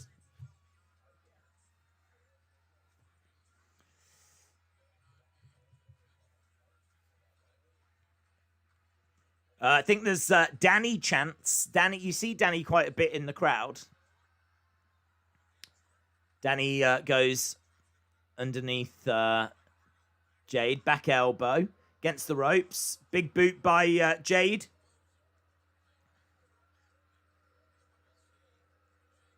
She is a powerhouse, man. She is an absolute powerhouse.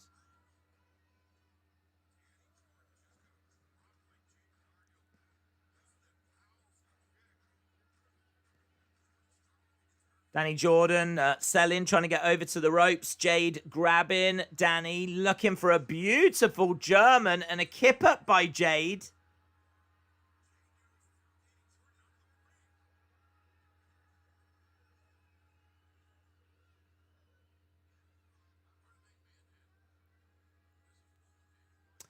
One of the problems with Jade Cargill, just watching her, she's very good. It's a lovely German. Drops down Danny, gets a quick win. I mean, it's a short match. I think she's still inexperienced to the point where they can't have longer matches, so they're giving her short matches.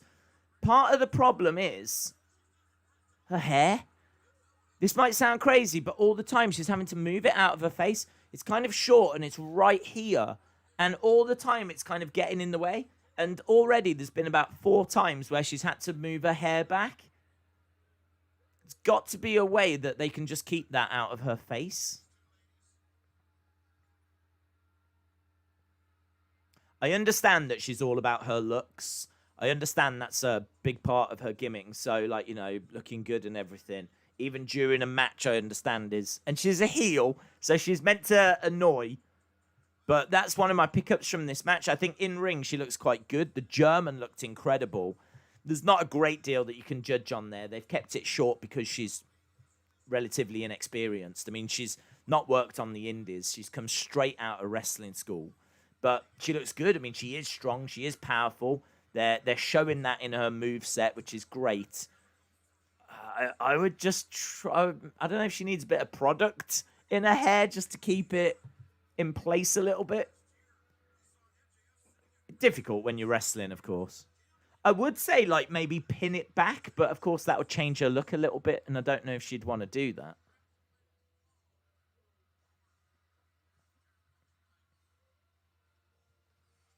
Yeah, not bad. There's not much you can judge on there. The only thing you can say is that they gave her a big entrance, pyro, right at the start of the show. They really want people to see this woman. They kept the match short. Yeah.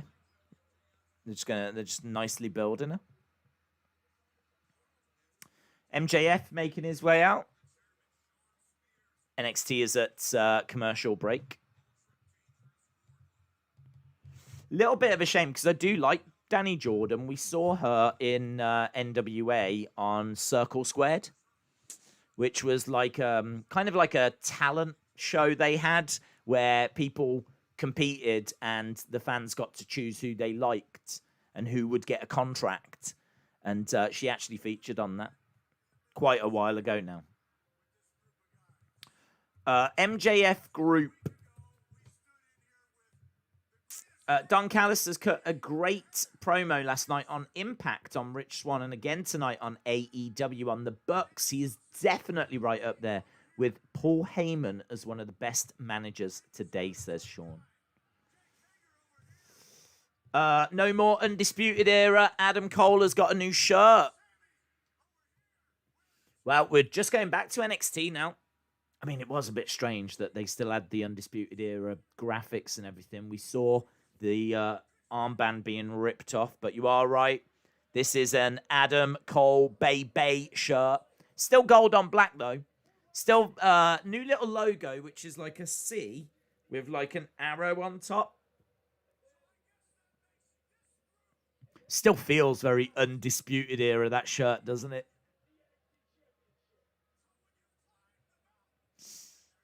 Right, we've got Tully talking right now with Wardlow, FTR, MJF, Sean Spears.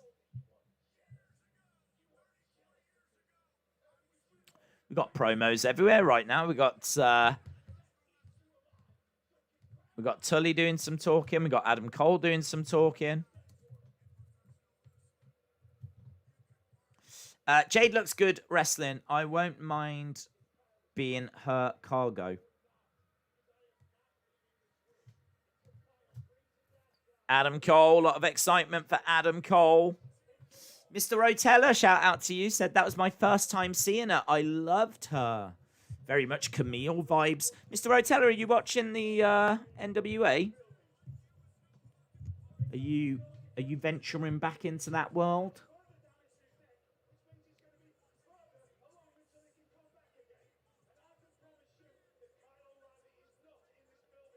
Right.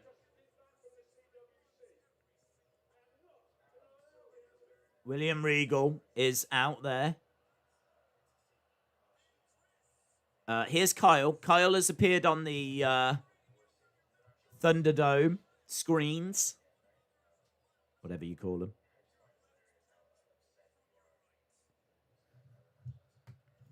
Well, it's hard to know where to look here. We got Kyle O'Reilly talking to Adam Cole. We got MJF cutting a promo.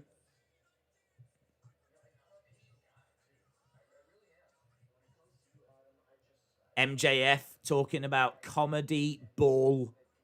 Beep. He said he played along with Jericho's nonsense, basically.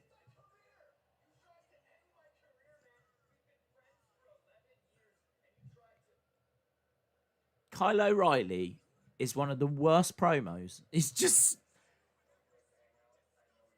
a great wrestler, but his promo skills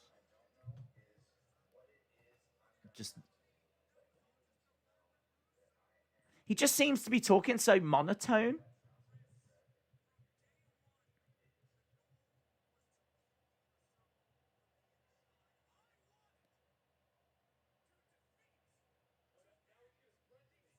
And Kyle O'Reilly's gone.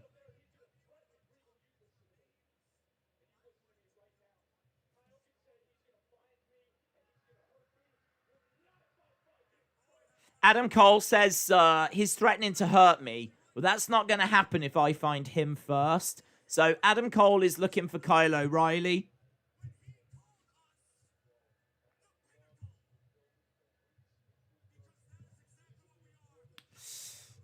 Shout out to Michael. Hope you are well, my friend. MJF is a major heel. So he is going off right now.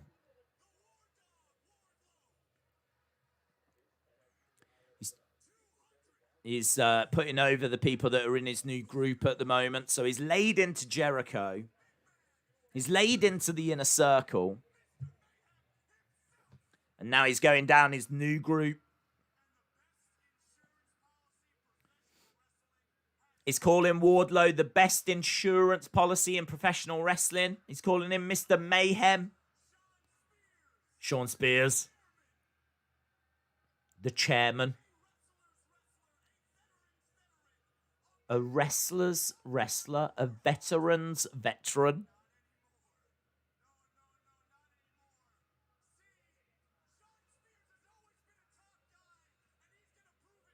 Shawn Spears has always been a top guy, and he is going to prove it now week after week, according to MJF. Dazzle by Nature is a legend. They donated €2 via a super chat. Jade reminds me of jazz in the 90s. Yeah, I can see those vibes. Dazzle by Nature. I can definitely see those vibes, yes. FTR.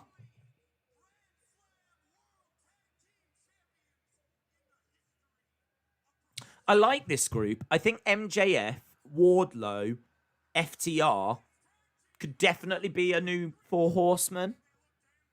Shawn Spears is just a bit of a weird addition to the group.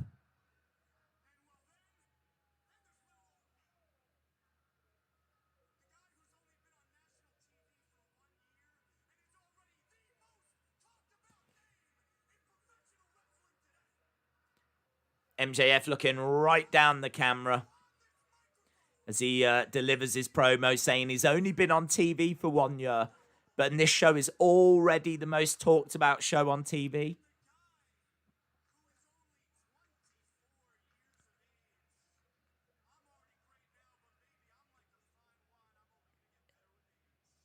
MJF says, and I'm only 24 years of age. I'm like a fine wine.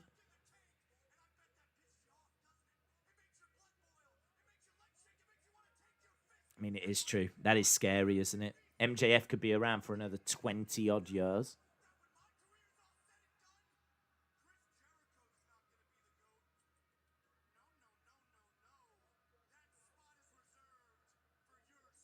MJF says, when I'm done, Chris Jericho won't be the GOAT. That spot is reserved for yours truly. I should imagine Ric Flair just spat his water out. He probably wasn't drinking water thinking about it, but whatever he was drinking, he just spat it out.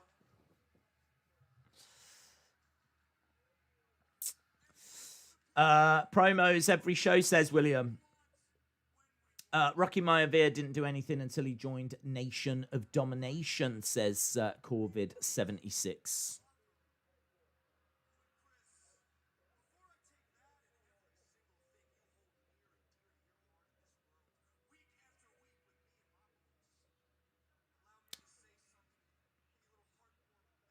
Let me give you a heartwarming message.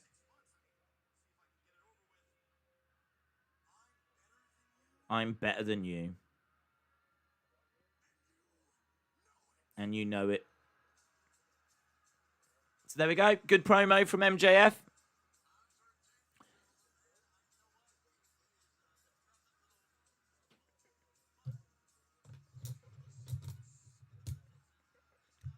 Good, yeah, very good talker. Very good talker. Are they actually calling them the Pinnacle? Apparently so.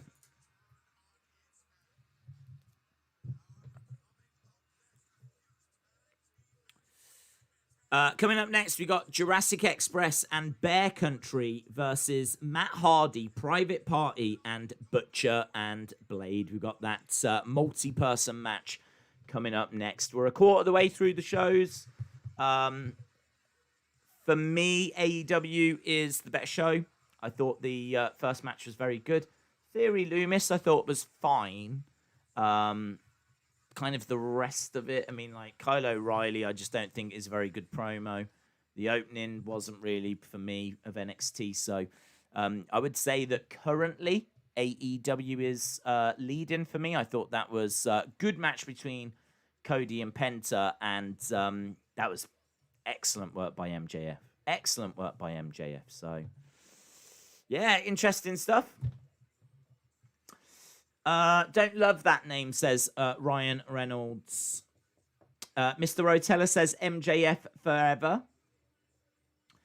Ty Hogan says fantasy booking at NWA back for the attack.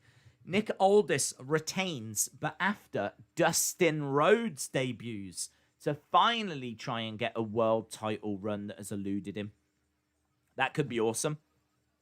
That could be awesome. The only thing I would say is I don't know if I want to sacrifice Nick Aldis's reign for Dustin Rhodes. I've got nothing but respect for Dustin Rhodes, but it would feel like everything Nick Aldis has achieved is just being swept away for a different story now. Like, it kind of feels like Nick Aldis deserves a bit of spotlight first. Do you know what I mean? It's been hard. He's been away for a while. He was doing incredible stuff as champion. He is loved as the NWA champion. So I would feel like to just wipe all that away so we could now tell a new story with Dustin would be a real shame. It wouldn't feel like the end of Nick Aldis's reign, the right way to end it. If anything, I would have Nick Aldis win the first match and maybe Dustin try and come back for a second. Try and do something to convince for a second and make that second at AEW. So I'm fine with Dustin ending the reign. But I think there'd have to be a certain way of going about it, because I think to have it just end against Dustin on NWA, I don't know. I think it would be a shame. I think it would just be a shame. It feels like NWA is just coming back now. It's just coming. It's been away for so long. It's just coming back, and I'm just going to take the time. I couldn't do that. It doesn't feel right. It doesn't feel right. But Dustin feels like a great person to be the person to move forward. It'd be great exposure for NWA if the title was being shown on TV on a regular basis. But I suppose in a way I would prefer it to be Nick Aldis that was doing the showing off, you know. Santos Escobar and Jordan Devlin is what we've got. Apparently there's a little face-to-face thing now. Jordan Devlin, of course, the real Cruiserweight champion. And he wasn't able to travel to the US because of COVID and the travel restrictions. And so they had to crown a new Cruiserweight champion. Well, fast forward, and we're finally at the point where travel is open again. And apparently we're going to get Jordan Devlin tonight. We've got Breezango making their ways down. Right. This is... I'm just going to put multi-man tag. This is the Matt Hardy private party. All of that stuff happening. Right. Here come Breezango. So is this... are we getting a match first? Is this going to be... Maybe we're not going to the Jordan Devlin thing now. Apparently that is on this show.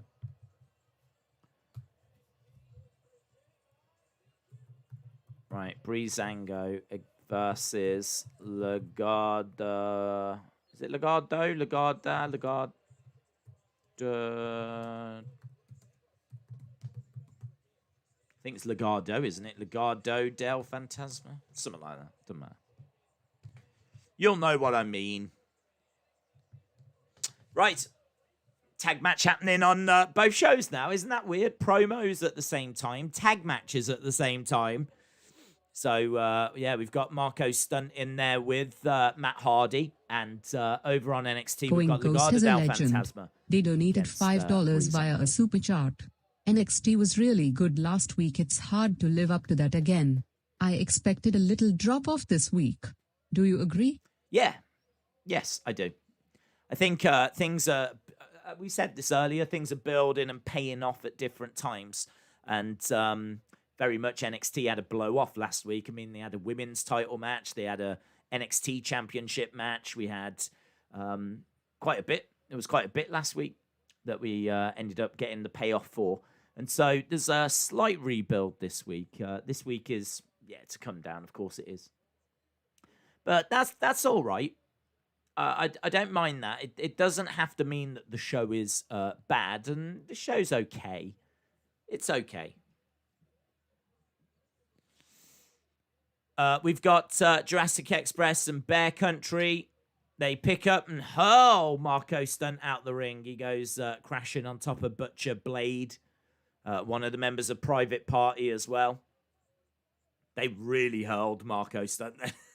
He absolutely flew.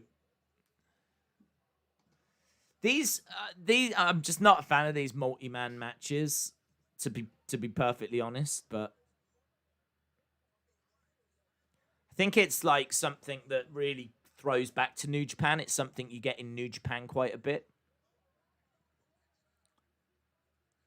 But yeah, I'm not a big fan of them.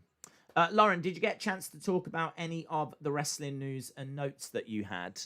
I didn't have tons of notes, to be honest. There's not lots of wrestling news out there at the moment. It's relatively quiet. One of the big talking points I saw was Charlie Caruso. So apparently Charlie Caruso has been turning up late. And as a result, she's got a bit of heat backstage. So they've started now to like work with her and try to get her to turn up on time. But they're starting to now use her a little less as well. And apparently she has got some heat. I don't know how serious this heat is. I don't know that she's on the verge of losing a job. But apparently, like, she's been late a couple of times. And it's not been like an isolated thing. And apparently it's been brought to the attention of Vince. So that was a report I saw doing the rounds, which I thought was quite interesting. Days, do you know Smirnoff Ice? It's amazing. I do know Smirnoff Ice. It's not something that I've had myself. But they're kind of like Elko Pop things, aren't they? It's kind of like a spirit, an alcohol with like a lemonade, a chase, or something like that. I remember like Hooch, and there was quite a few. But yeah, they come in like you get them in the bottles, don't you? White bottles. I've seen them. I've never had one. Is it vodka and lemonade? Is that what a Smirnoff Ice is? Vodka. I think it's just vodka and lemonade, isn't it? Please respond. Well, my friends and days, I'd better sign off for the night. Shout out to you, Dazzle by Nature. Thank you for joining us. Really appreciate all the support, my friend. Have a good night. Obviously, it is 1:45 here in the UK. NXT has just gone to commercial break. So you're not missing anything there. Over on AEW, we've got Butcher Blade, and kind of feels a bit of a lull, to be honest, for me. This isn't really a match that's doing much for me. We'll keep an eye on it, but it seems like a nice opportunity to jump into the chat. Sonny says, much better than the blue lemonade vodka and White Claw I tasted. I think White Claw is coming to the UK, but I don't know that it's here yet. I understand that it's kind of like a It's got a bit of a reputation, White Claw, now, hasn't it? It seems to be something that, is it like students are drinking? The younger people are drinking. I think it's kind of not seen as like a serious drink. It's kind of seen very much along the lines, I would imagine, of like a Smirnoff Ice or something like that. So I'd quite fancy trying one, but yeah, I'm not sure I would be into it. I think it's like some kind of an alcohol with sparkling water. I think that's what a White Claw is. So a spritzer, they call them spritzers. Why must they put good drinks with nasty vodka, says Austin316. Sonny says it's got a sour taste. Purple Gamer says, when are the tag team championships on the line? NXT-wise, later tonight. AEW, I don't know what's happening with those. Obviously, we saw the Young Bucks earlier, and Don Callis was kind of winding them up. So I'm not sure what that's going to lead to. But, yeah, NXT-wise, later tonight, we're getting Karrion Kross and Finn Balor taking on Danny Burch and Oni Lorcan. Esteban says, takeaways, Cody and Penta were good. What was up with QT, though? Well, he's turning heel. And there's been a bit of dissension between him and Dustin for a while. Kind of, it showed at Revolution. I think that's when it first showed. And since Revolution, they've been off. So QT came out and he was a bit late coming to save Cody, and he was trying to say to the rest of the group, like, you know, it's all right. I'm still with you guys, but I don't think he is really. According to the spoilers, Brian Cage makes Taz angry, saying Ricky was wrong, saying you're not the icon to Sting. And last night on Dark, Cage was angry with Ricky and confronted him after the match. Oh, really? There's a few problems, bit of dissension, is there? Esteban says Jade is going to be a star. She's got a killer physique. MJF's group are going to be intimidating. Dally Paul says, Days, how can people buy into Jericho as a babyface when he donated $40,000 to Trump doing gigs to spread COVID? And that's not saying anything about what his wife did. Well, I think that information is certainly out there for the smart fans, dare I say. The fans that are like, probably the fans that listen to Cornette. That information is definitely out there. I don't know how much Observer report it. I don't know how much the Wrestling Observer picked up on that stuff. They might have. I don't know. So I think for those hardcore fans that are into that kind of stuff, it's going to be a barrier. It's going to be a potentially an issue. Certainly the COVID stuff, whereby, you know, I think it's been proven that the event that he was at, like, had a big knock-on effect. But I think AEW are looking at the casuals, and I think AEW are looking at the wider market, and I just don't think that information is out there for them, or that, you know, necessarily that really everyone cares about that stuff, to be perfectly honest. I mean, clearly Jericho didn't think twice or wasn't that bothered about playing at that thing. I can't remember what it's called. I did know the name, but I can't remember what it was called. So for some, let's put it this way, for some, it'll be an issue, but I don't think it's a big enough issue for AEW. And I certainly think they're probably looking at the casual fans that wouldn't even be aware of a lot of that. Matt Hardy gets the pin on Marco Stunt. John says maybe he was hanging out with Charlie Caruso and that's why they were both late. Lauren said, did you hear that 25,000 fans are now confirmed for WrestleMania? Tickets go on sale Friday. There we go. News from Lauren. I hadn't heard that was confirmed. So they're looking at 25,000 a day now. Because there was rumors of 45,000. It was 25, and then it snuck up to 45. And now it looks like it's gone back to 25. Either way, that's still great.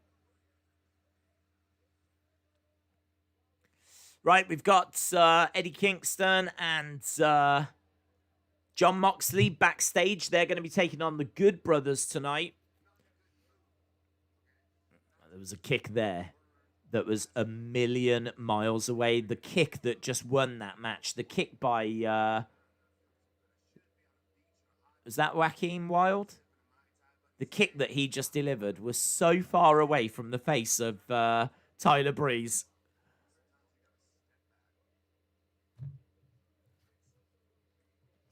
Santos Escobar is asking, where is he? Where is the true Cruiserweight champion?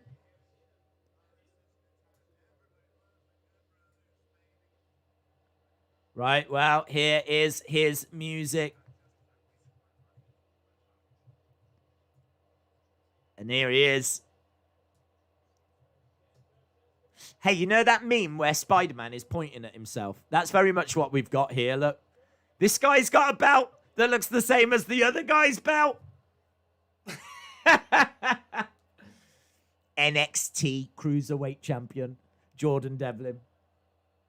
What belt has he got, by the way? Because he should have the... Didn't he have the old one? Shouldn't his belt be on a purple strap?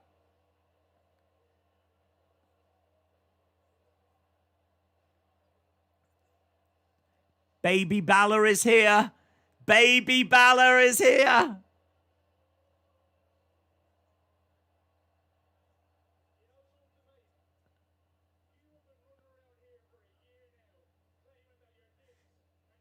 You've been running around for a year now. That's on a newer strap, isn't it, that belt? This is what a real champion looks like.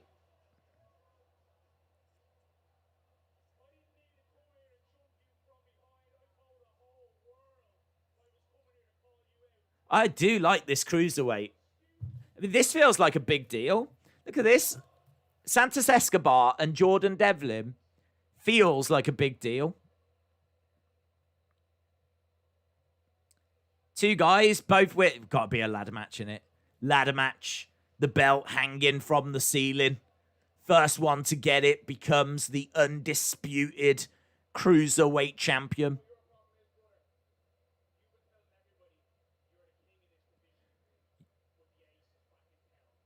You've been telling everyone you're the king, but the ace is back in town.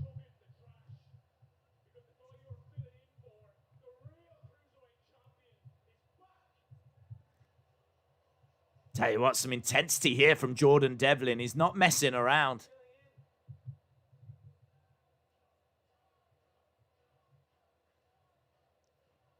I really enjoyed his match with Karrion Kross.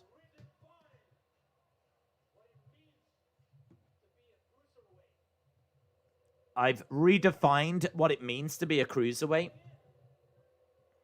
This is good. I like this. Devlin is sexy, says Austin. Brian Rosa, shout out to you, my friend. Very much looking forward to tonight.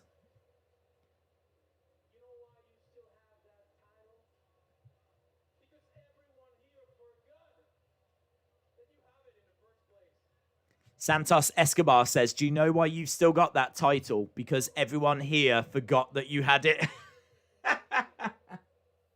And also because he got on a plane and ran away with it.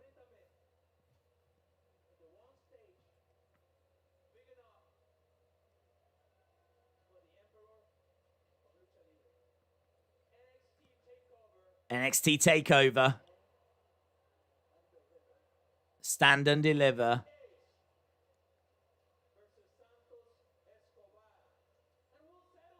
We'll settle this.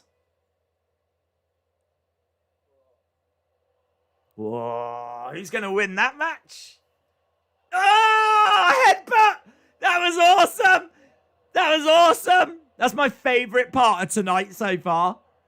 Jordan Devlin then just went quite slow as well. It looked like he was going to accept. Boom! Gave him a headbutt. Look at the blood.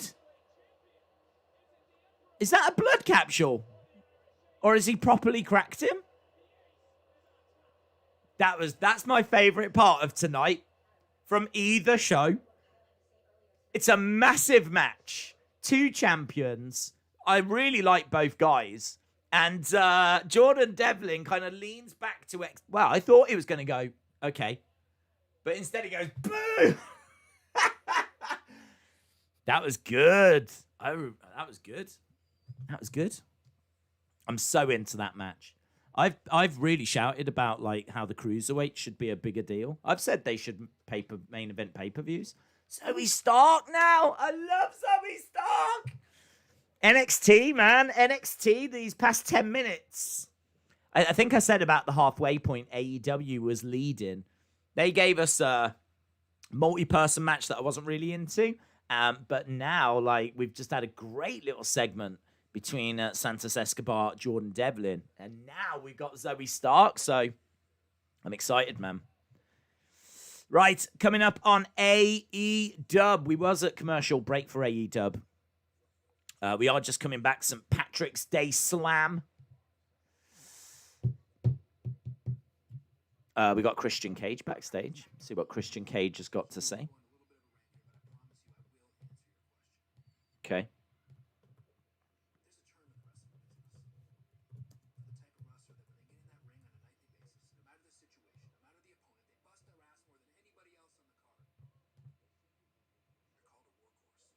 They're called a workhorse.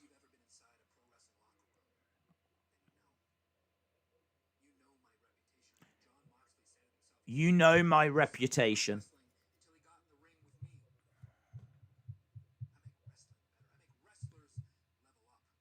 Christian says he makes wrestling better. He makes wrestlers level up. I am the workhorse in professional wrestling.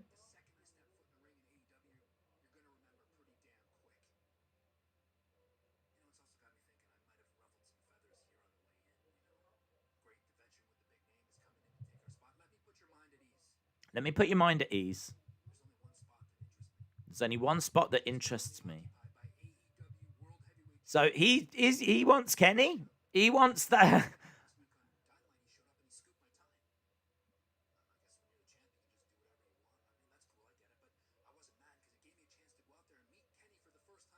Gave me a chance to meet Kenny for the first time face to face.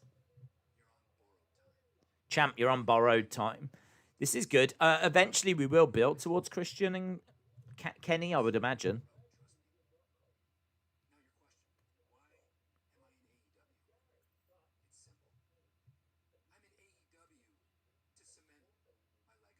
I'm in AEW to cement my legacy. At last, he's on his own, says the list of Jericho. This is good. Do you know what? When I see Christian Cage, I think of Nick Aldis because I think he's on his own. He's not affiliated with anyone. Obviously, Nick Aldis would go on to create his own group in Strictly Business, but right now he's on his own. He is talking about being a workhorse. He's talking about making people better and about how he's brings the best out of people. He wants that top spot.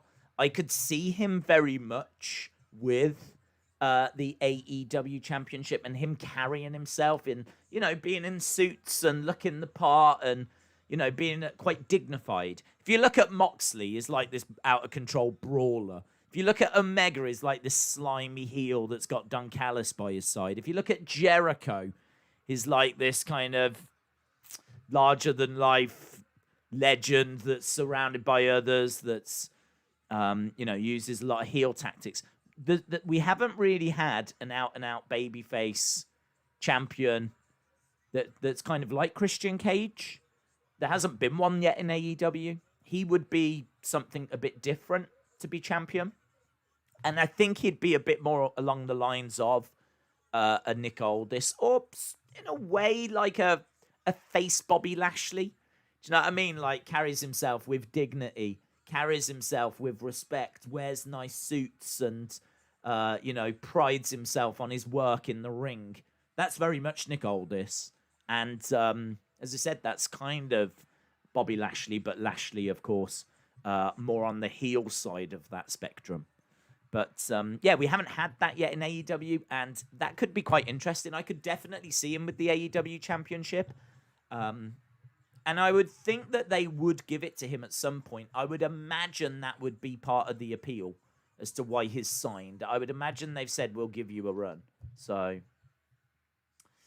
Sari, is that her name? Sari coming over to NXT. Saray. So she is on her way coming from Japan. Cameron Grimes showing off some pictures. Him swimming with dolphins, being on a beach, being on a speedboat. He is living the high life, Cameron Grimes. Right. Good Brothers versus Moxley and Kingston. Right. Zoe Stark. I'm so excited about this girl. I really didn't know much about her, but her matches have been so good. Really like Zoe Stark. And they must be quite high on her because of all the women that they've signed recently. She's the one that we're seeing the most.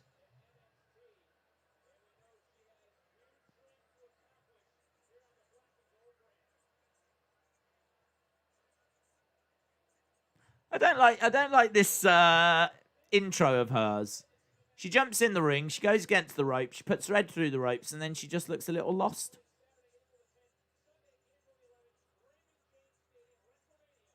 They're still trying to work this out, aren't they? They're still trying to figure out what she should do when she first gets into the ring and what her kind of character's going to be, because she doesn't really have a character right now. She doesn't really have a gimmick. So we're still kind of at the developmental stage, I think, with trying to flesh out who she is, bring out her personality. There was a really good interview with her, though.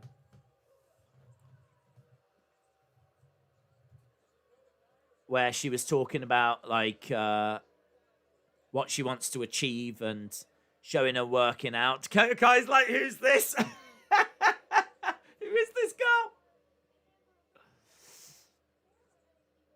I could see Dakota winning this, but I think she'll find out who this girl is.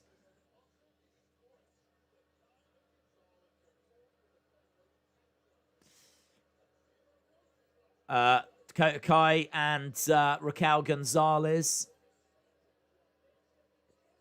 And they've done such an awesome job of making Raquel Gonzalez feel like the next big thing. If you think, what, 12 months ago, she was just... I think she was around, but she didn't feel as big as this. She feels like a future champion. She had that great last woman standing match with Rhea Ripley. Just won the Dusty Classic, the first ever women's Dusty Classic. And, yeah, it's worked. The women's division, man, in NXT, so good. And as we said, I think Zoe Stark's an excellent addition. Over on AEW, we've got Kingston in the ring. He's down, so is Anderson. Zoe Stark all over Dakota Kai right now. Pulling on the arm. Days, you look HD. It's about time. It's about time. We've stepped up from VHS quality. We've gone HD. Days, are you familiar with Sari from Stardom? She is on the level of Io and Asuka, says Robin. No, I don't watch Stardom, unfortunately. And Io was definitely on my radar because I'd heard a lot about her before she joined. For some reason, I haven't heard anything about this girl. So, I'm looking forward to seeing her. Against the ropes goes Dakota. So he goes down, jumps over the top, leapfrog. Dakota Kai jumping over. Nice arm drag. Another arm drag. Quite the snap on that arm drag was beautiful. The way that she took Dakota Kai down really with force. And now working on the arm. So Dakota Kai is being kept grounded right now. Zoe Stark has got the arm outstretched. Oh, comes crashing down onto the arm. It's good. You about to go, Shotzi. Nick, shout out to you. Raquel has improved greatly. When she first made her debut, she seemed like just another typical powerhouse who wasn't that good and was just a sidekick. Now she feels like a star and a women's champion, says Austin316. Dakota Kai, not going to lie, she is pretty, says Bryce. Which show is doing better right now? Well, as soon as we go to our next commercial break, we will do the halftime scores. I think it's quite close, actually. I genuinely think it's quite close. I think the first half an hour, I preferred AEW, maybe even the first 40 minutes. But I think the past half an hour, I've preferred NXT. So, as a result, I do think it's quite close. So we start hard into the corner. Dakota Kai, big boot. Big boot. Zoe Stark definitely felt that. She gets dragged into the middle and a kick out by Zoe Stark. Shoulder up. Oh. Big move by Kingston. You've got Moxley going mental on the outside of the ring. Moxley heavily bandaged. Body lock applied by Dakota. She's firing in forearms to the back of Zoe Stark. And again. Moxley in the ring, clothesline. Anderson going down. Picks up Anderson. Anderson lands on his feet. Moxley round the back. German suplex. And Anderson goes down.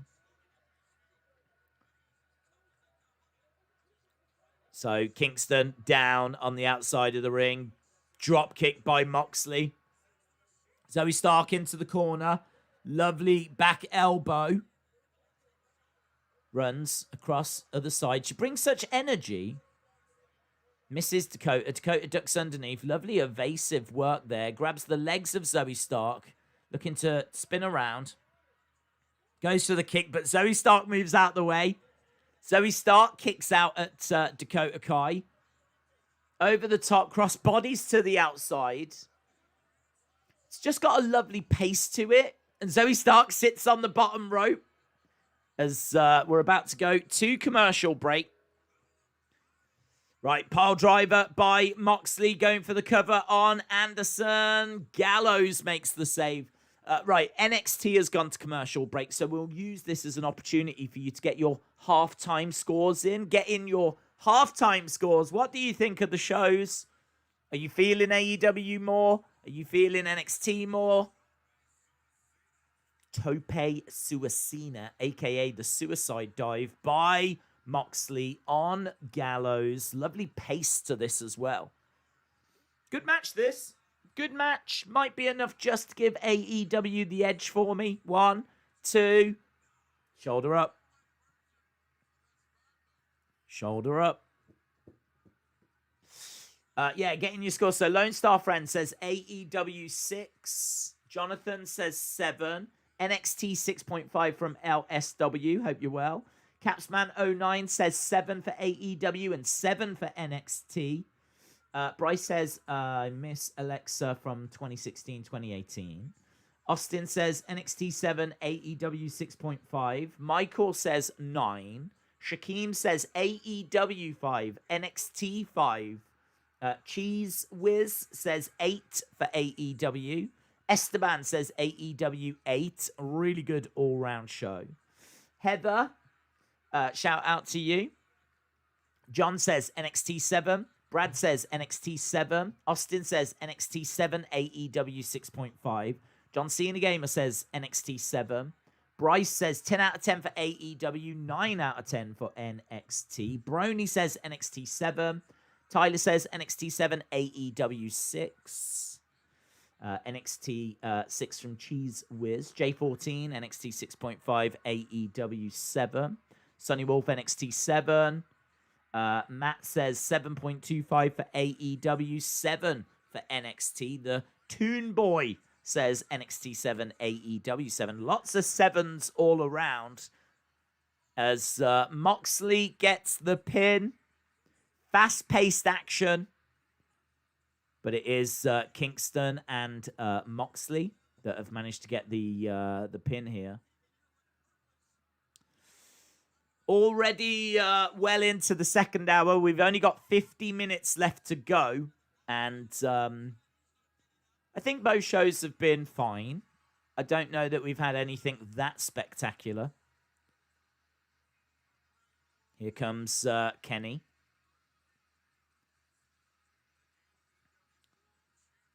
With a chair and Don Callis.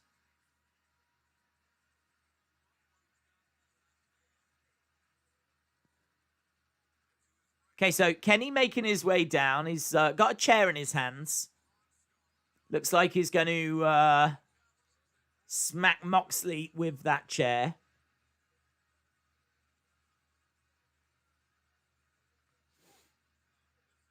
He's got a shirt, a Too Sweet shirt on. Oh, he's going to sit down. He's going to actually talk to Moxley. Kingston jumps in. He pushes Kenny off the chair. Kicks coming in from Good Brothers. Where is Christian Cage? We saw him backstage. We did see him backstage. Christian Cage said his feud with Kenny will be down the road. Magic Killer and Kingston's been dealt with. So Kenny and Good Brothers back in control. We're still underway. I really appreciate the fact they're giving this Dakota Kai Zoe Stark match time. Lovely double clothesline. Both women go down. It's such a good way to build up a new star. I mean, like, Zoe Starks has faced Io Shirai. Now here she is with Dakota Kai. I forget who else she's faced, but they have been putting her in there against big names week after week after week, and they're giving her time to get over. And this is a good match. Big clothesline. Dakota Kai goes down, and again. Kick to the midsection. Kick to the chest. Takes the knee away. Against the ropes goes Zoe. Roll out the way by Dakota. Oh, lovely. It's that Snapdragon into a kip up, into a single leg basement drop kick. 1, 2. Shoulder up by Dakota, but only just. Raquel Gonzalez looking quite concerned on the outside. Good, really good. Charging over. Drop toe takedown. Chair is wrapped around the throat of Moxley. Is being held down, but the Bucks have come down. Big kick by Dakota. So the Young Bucks are getting in the way. Young Bucks are stopping... Kenny wants to do it anyway. Kenny's trying to jump up and he's trying to do it anyway, but the Bucks are getting involved. Lovely kick there by Zoe Stark. We've got loads going on here. She was looking for a German on the edge of the ring here, Zoe Stark, but couldn't get it. Back elbows coming in by Dakota. Zoe Starks picks up. Dakota gets dumped into the ring. Good Brothers are trying to too-sweet the Bucks here. Super kick by Dakota Kai. Moxley is still down in the corner with a chair over his neck. Good Brothers, Kenny. They're all too-sweeting, and the Young Bucks are not doing it. The Young Bucks are walking away. The Young Bucks are not going to do the too-sweet. It's getting quite explosive now. You got Kenny saying, look, right in the face of Matt Jackson. And the Bucks are walking. Dakota Kai rolling through. Lovely bridge. Nice. Backslide 2 on Dakota. Big knee by Zoe. This is a really fun match, man. On the shoulders. Roll through by Zoe Starks. Fireman carry going up top. Top rope enziguri by Dakota Kai. That might be the beginning of the end here. She's got Zoe Stark on her shoulders. Plants her down, double knees, right to the face. 1, 2, 3. So Dakota Kai victorious over Zoe Stark, but great showing by both women. Really good match. Really enjoyed it. A bit of drama at the end of AEW as Young Bucks refused to do the 2 Sweet and actually even stopped Kenny from causing Moxley some serious damage there.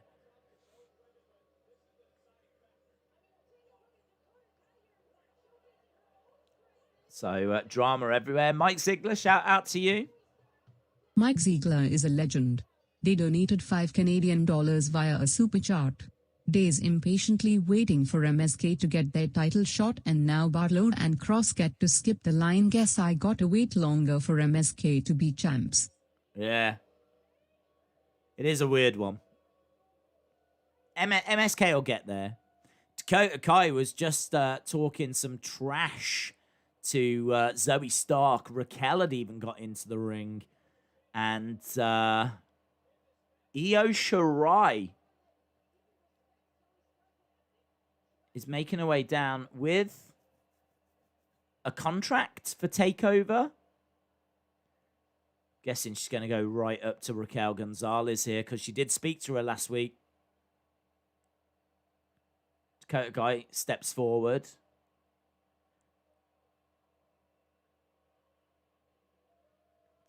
She's going to get moved out of the way. She walks past Dakota Kai, goes up to Raquel Gonzalez. She pushes the contract into Raquel Gonzalez. Look at the size difference there.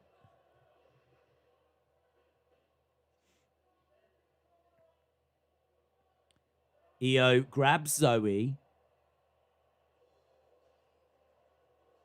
And that's pretty cool, isn't it? The NXT Women's Champions helping you to the back out of respect.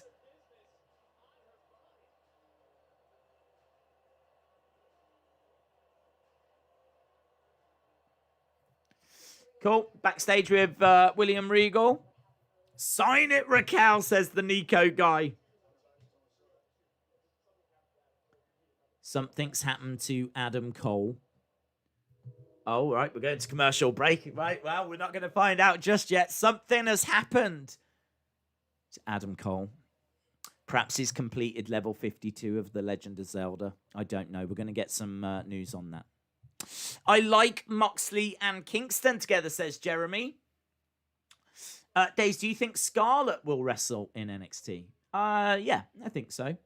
I think even Zelina Vega wrestled in NXT. She had a match against Candice, didn't she? So, and I think Scarlett has been even more active than what Zelina had been.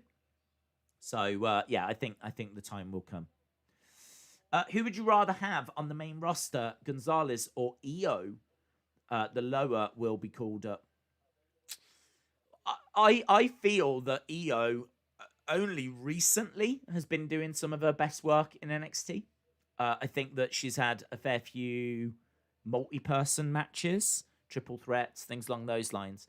I think that where she gets a solo match, a one-on-one match, that's where she always delivers her best work, unsurprisingly. Sometimes, you know, a multi-person match can just be too clustered, can be too hectic. So, yeah, I kind of feel that this is some of her best work. So, like her match against Toni Storm, I thought was very, very good. And yeah, I'd be really looking forward to her against Raquel Gonzalez. But I would probably just keep the run going a little bit longer. Just make sure that she's like pretty much faced everyone. Do you know what I mean? Clean out the division before you move on. There's no need to move her up till she's like cleaned everyone out. I don't think we're that desperate for her on the main roster. Raquel Gonzalez, I suppose you could move up quite quickly because she's just big and strong and different. She looks different. She might be the biggest woman they've got. I don't know if there's anyone bigger. I think she's taller than Nia when we saw them face to face the other week. So I think, like, height-wise, size-wise, I think she might be. Obviously, Nia's got more about her, but I think Raquel might be the tallest, and she's still a decent build as well. So, yeah, I might be tempted to move Raquel up first, which might surprise a few people, but I just feel like Io's got something special, and I don't know that she's going to be used all that well on the main roster because of her size. Right, we've got Sting and Darby Allin.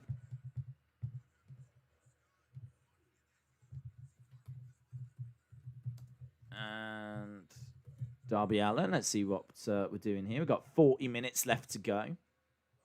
It's amazing how Gonzalez has risen in a year, says Jeremy. Really, yeah, it really is. I can remember her being in... She did a little bit of stuff with NXT UK, and she even, I think, was at Access. And I remember when she had a cowgirl gimmick. She had, like, you know how HBK had... I can't remember what they were called, but, you know, cowboys wear them over the top of their jeans.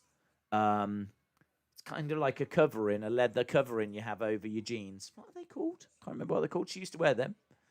And she used to... I wonder if I could find a picture of her in that kind of attire.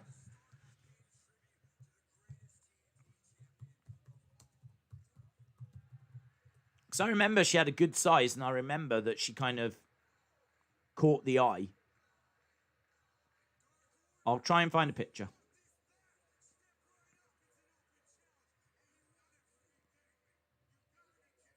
Open challenge. Here's Lance Archer.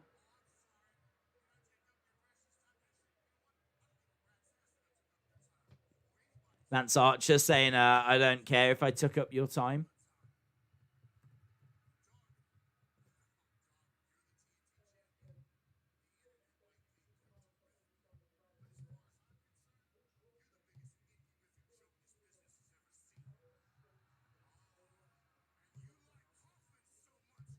Right, I found a picture.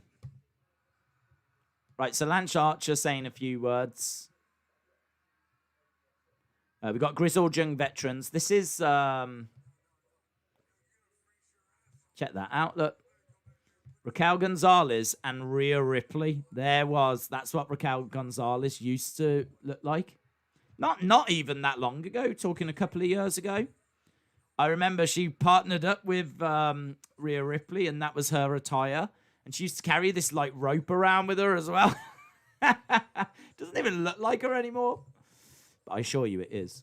And I'm sure you can kind of tell from the height as well, because there's not that many girls that are the same size as Rhea Ripley.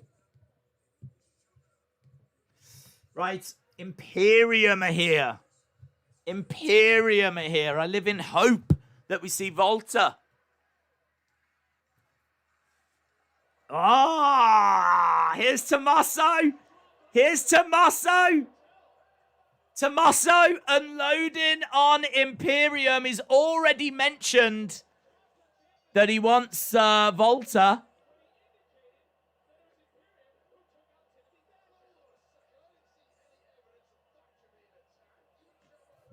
Right, we've got Team Taz coming out. We've still got Sting out there. But we're underway with Bartel against Ciampa.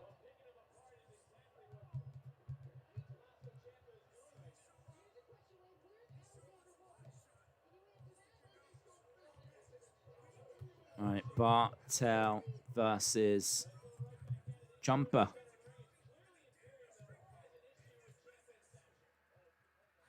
Okay, so we're underway with Bartel and Ciampa. Cage says that he respects Sting.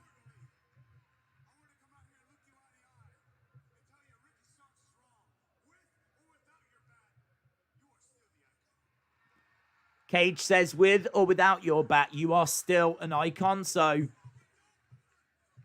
yeah, there is some dissension here.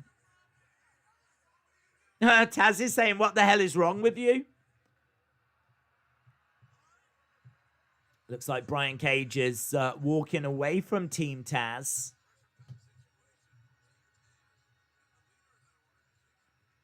So Sting and Darby Allin walking away.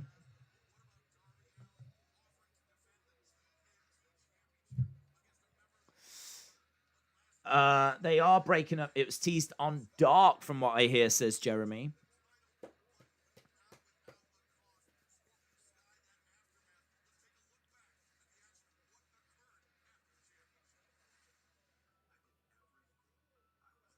Scorpio Sky.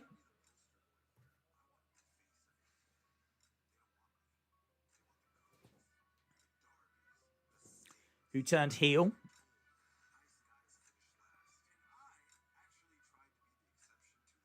Scorpio Sky says, nice guys finish last, and I tried to be the exception to that rule.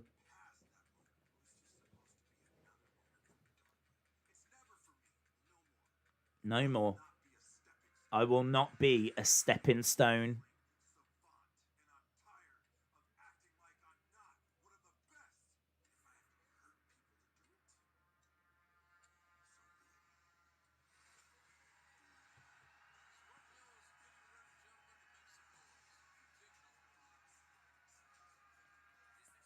Okay. Phoenix is coming out now.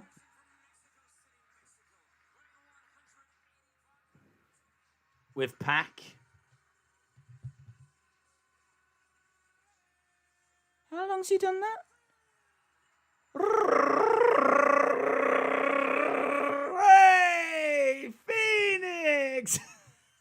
Well, it's Justin Roberts. How long's he done that? What's this about? I can't even do it.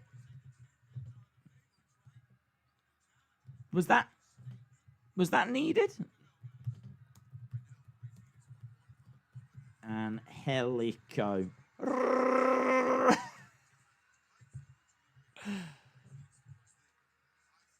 It's a wild way to say Ray Phoenix. To introduce Ray Phoenix. Days, great to see you're well. Just wondering, what mic do you use? I'm started to stream and I need a new one. I use the Blue Yeti one, which if ever you go on like best microphones, then that's always in the list. It's always up there. So it's good. It's a USB one as well, so it just plugs straight into a laptop. So I think a lot of people use this for that reason.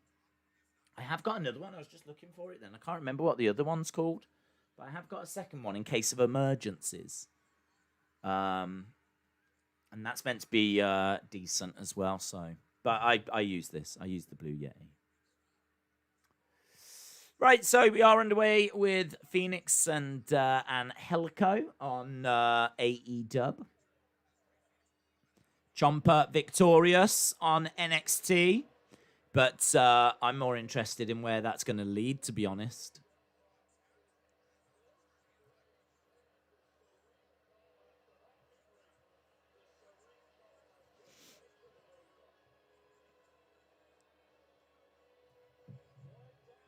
Ciampa feels a little bit... Oh, please. Mike Ziegler is it going to be the man? They donated is it $10 going to be the man? Via a super chart. Oh, it's here! WWE is here! Come back. Do you think they will finally bring back no more words for Jeff Hardy? Also, I really hope Styles and Domus get the tag title. Back on American soil!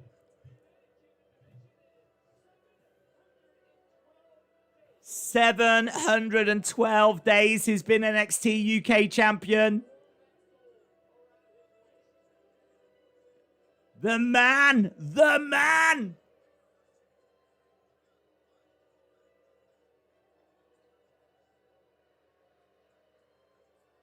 Ciampa telling him to step into the ring. The man is here.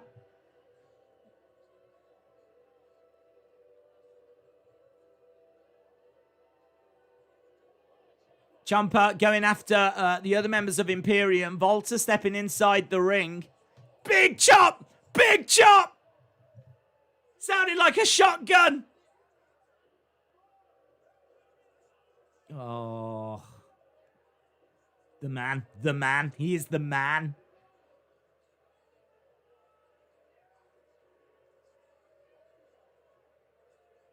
Looking for a power bomb. Boom. Big moment.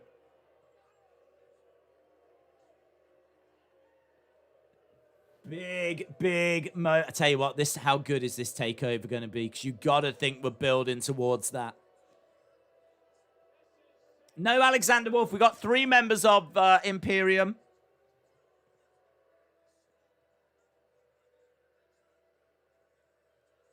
And there is that NXT UK Championship. Woo, boy! Kyle O'Reilly's being put into some kind of a police vehicle. And looks like Adam Cole is as well. Mike Ziegler said, Days, now that WWE is going to be having crowds back, do you think they will finally bring back No More Words for Jeff Hardy? Also, I really hope Styles and Omos get the tag titles. Well, Jeff Hardy said that they would be bringing that back. I think he even said it was in his contract that they would look to bring it back. A bit weird that they've waited for fans to come back for it, but be a nice way to kind of relaunch him, repackage him. I'm not sure Jeff Hardy feels all that exciting anymore, to be honest. So, that, as I said, it would be a really good relaunch. So, yeah, I could see them doing that. Weird that they've waited. But who knows? Who knows what else? It could be loads of little things like that they've waited on. There could be loads of little bits they've wanted to do, but haven't been able to because of fans not being around. Oh, how good was that? How good was that? Mr. Robot said, OMG, this NXT is amazing. NXT just turned it up a couple of notches. These two need a cage. Right, we got LA Knight. I gotta tell you, man, first quarter of tonight, AEW. After that, it's been NXT.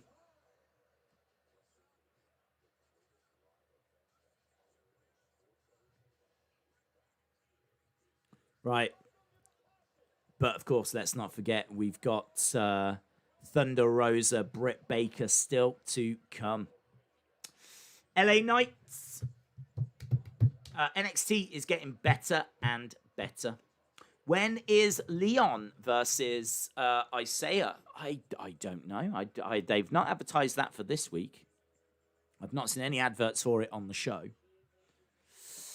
Stand and Deliver is going to be so much better than WrestleMania 37. I hate to say that because I love WrestleMania. Yeah, I mean, that card. I mean, if we're getting Finn versus Karrion, Io versus Raquel Gonzalez, we're getting Ciampa versus Volta. Just the card looks stacked. The cruiserweights going at it as well with Jordan Devlin against Santos Escobar. So I'm sure there'll be something for Cameron Grimes and obviously the Way. Like the North American Championship is sure to be defended as well. So it's tasty. Pete Dunne, I'm sure, will be on that show.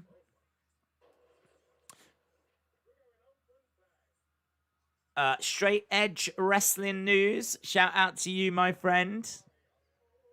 I am good, thank you. I hope you are well. I hope you are enjoying whatever show you're watching, or if you're watching both, I hope you're enjoying both. I can tell you that Phoenix has been victorious over Angelico.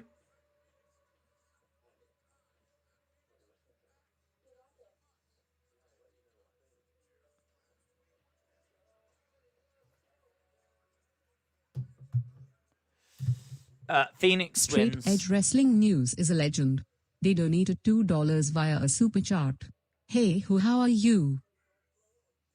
I am good, my friend. I hope you are well. We've got we got Miedo.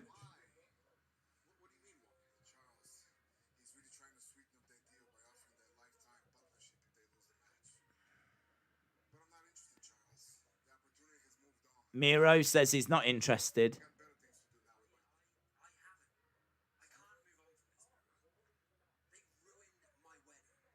Kip Sabian said they ruined my wedding.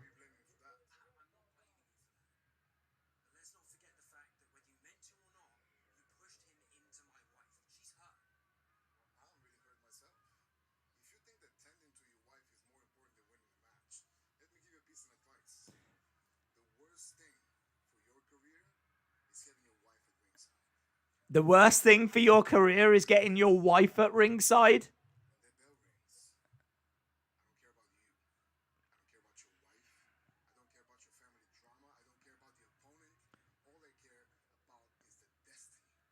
Miro says, when that bell rings, I don't care about you. I don't care about your wife. I don't care about drama.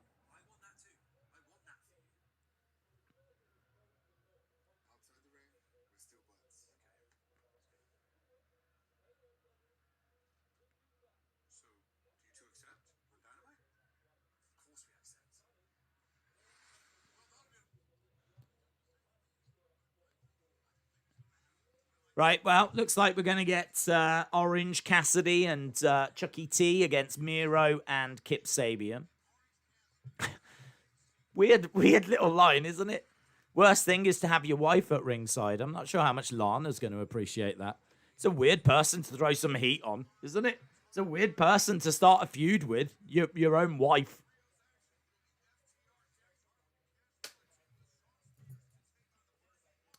DQ, guys, DQ.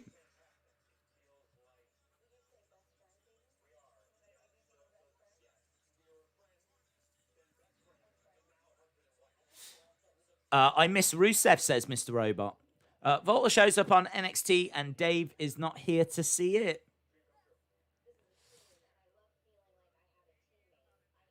Oh, look at that. Candice and Johnny both in the gym at WWE headquarters. We got the Dark Order. I like Dark Order.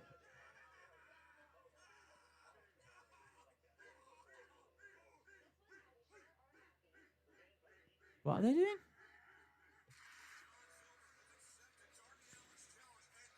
John Silver is going to be taking on Darby Allin next week for the TNT Championship.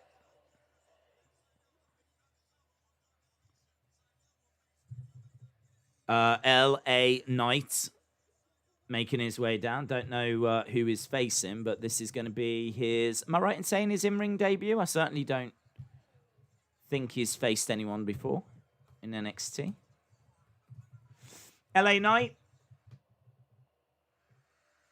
How long we got? Just over 20 minutes left to go. Just over 20 minutes left to go.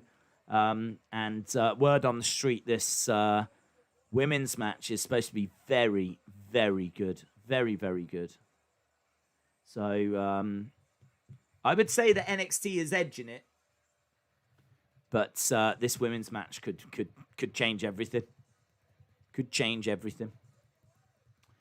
Britt Baker Thunder Rosa is next, says Capsman. Well, it's going to certainly be getting my attention. I'm more into that than I am some pointless tag match, which I understand is for the titles, but still pointless. Just not needed for the feud.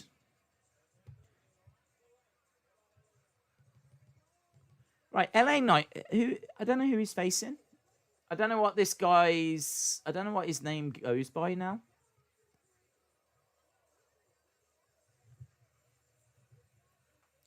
Because I think that's Anthony Green, isn't it, from Evolve?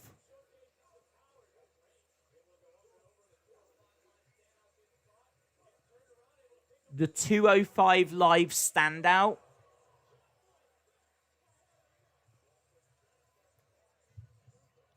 Okay, I don't know his name. I don't imagine this match is going to stay around all that long, to be honest. I can't imagine how they'll beat the dentist office match. Here's Bronson Reed. He's come out with LA Knight's blue jacket, and Bronson Reed's putting it on. And he's ripped it. It seems like quite a cheap jacket, doesn't it? I mean, it seems to rip quite easy, that jacket.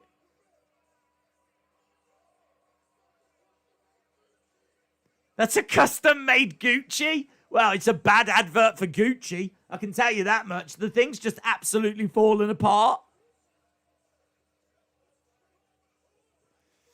Roll up by LA Knight.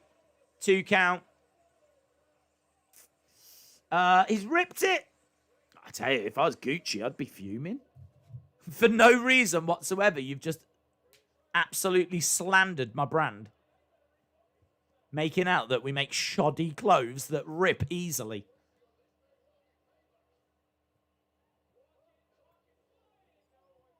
Unless, did he say Blucci or something like a slight variation? I hope so. I hope he did. I hope for his sake he did. Otherwise, he might be getting a very expensive phone call. Knee strike by LA Knight.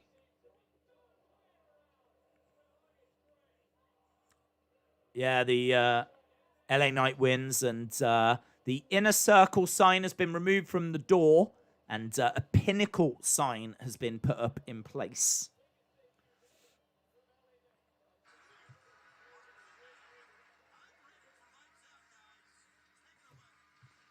Right.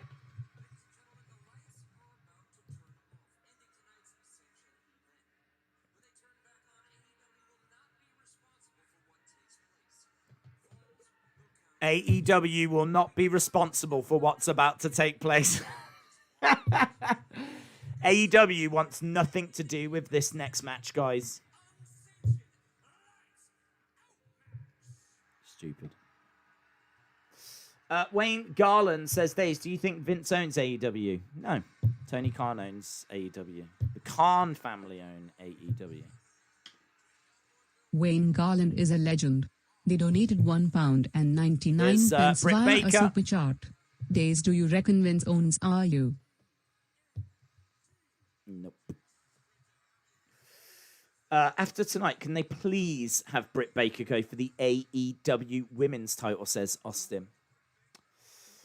John Cena just appeared in a commercial for TBS. I wonder if we'll see him in AEW eventually. I don't think so. I know you can never say never, but I think he's very loyal to Vince. Very loyal. More loyal than what Hogan was. Right, Thunder Rosa getting her entrance. Very intense. I like her ring gear.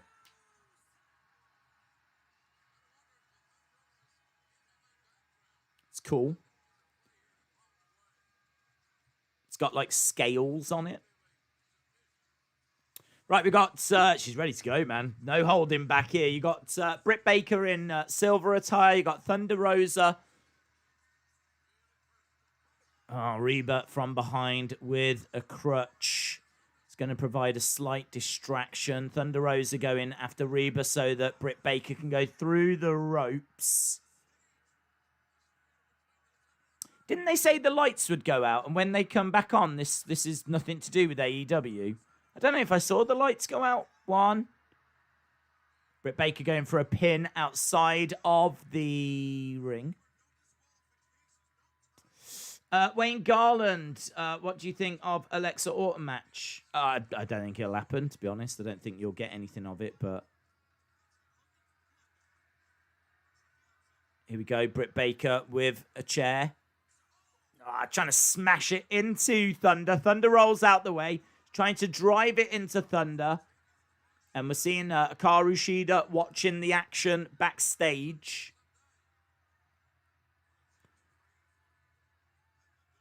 Wayne Garland is a legend. Thunder he throws the chair at Britt Baker. £1.99 via a super chart.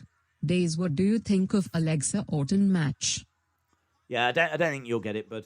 So I wouldn't worry about it. I think they'll use it as a way of teasing a Fiend return, or maybe even outright bringing him back. Can I say already with this match, there's been a few moments that have been distractions that just haven't been needed.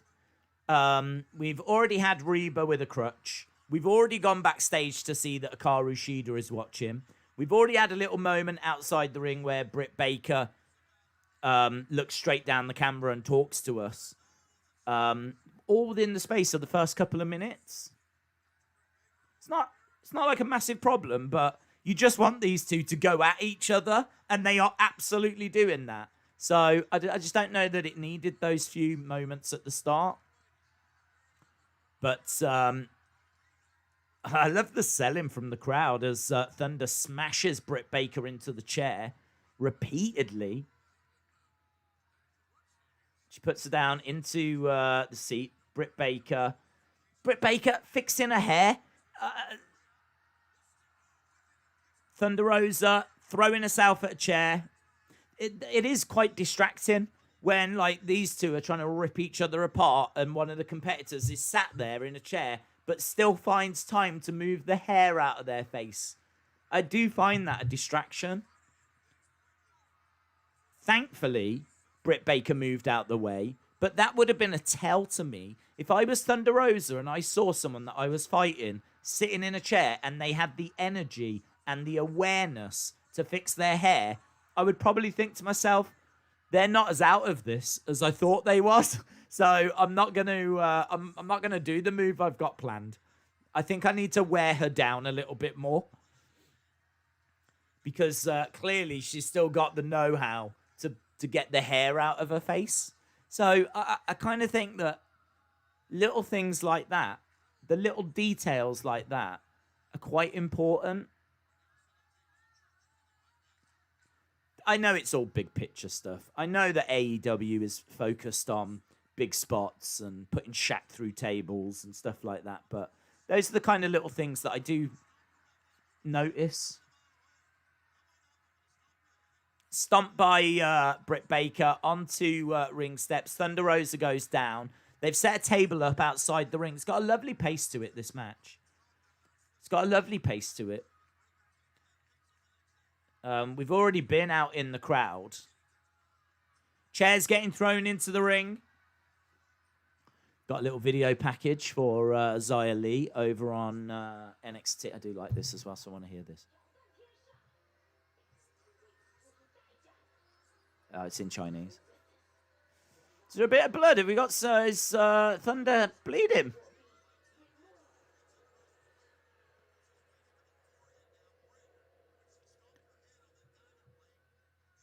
Okay, nice little video for Tian Sha. Bit of blood here.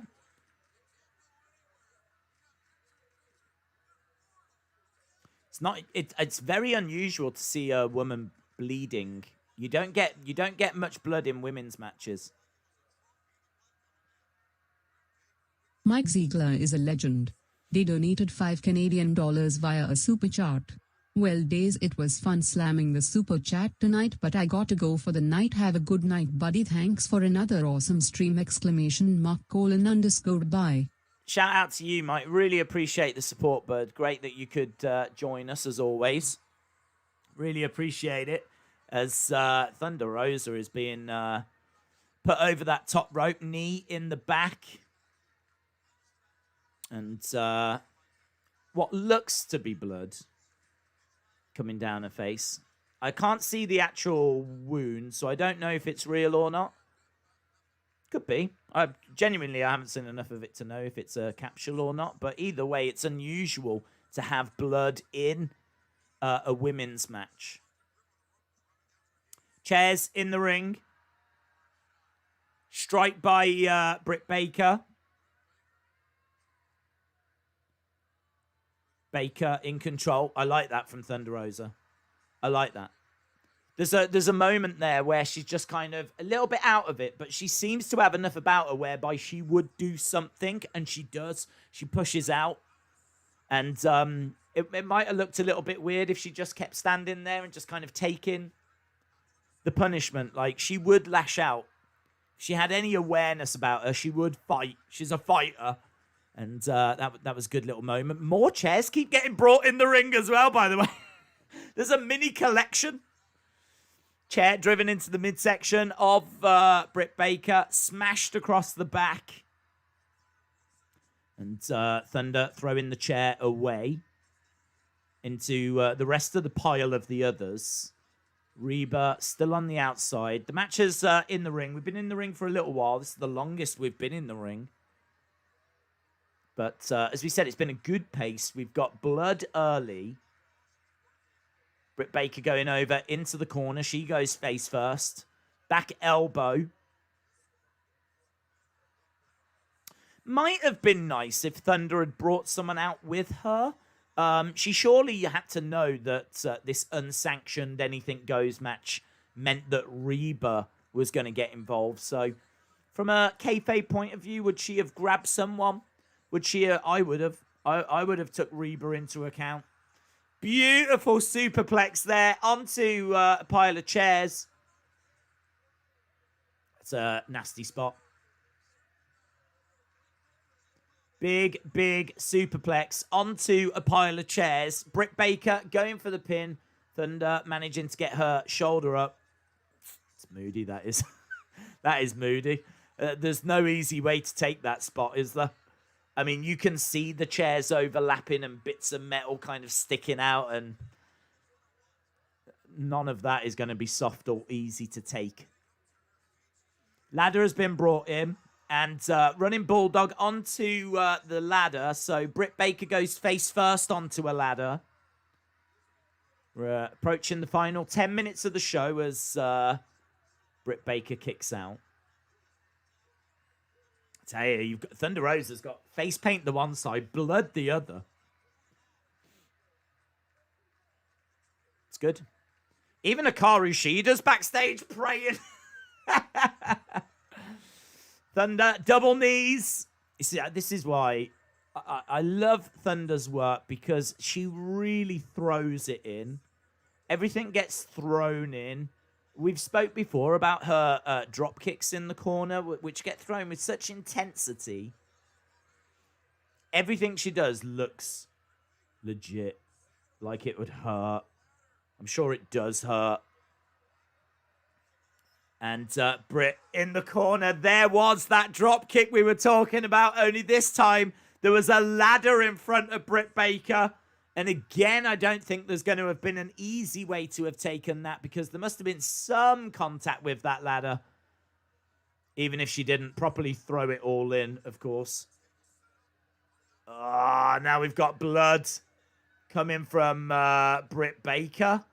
And actually, I think I can see the head wound there. I think I can see the head wounds. Yeah. Rebus.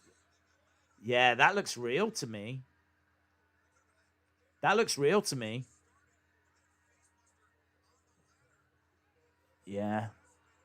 I'm not sure about the Thunder Rosa one. I'm not sure if that one's real.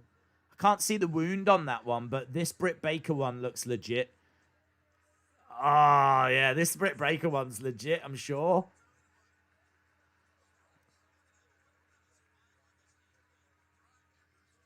This is good. This has gone to a different level now. All of a sudden now, you feel like these two are really going at each other, and it's like there's no holding back.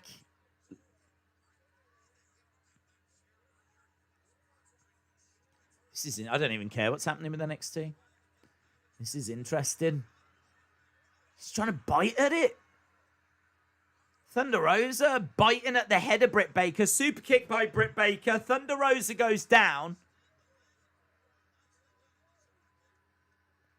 Britt Baker grabbing Thunder. Ladder over. Something just fell off. Face first.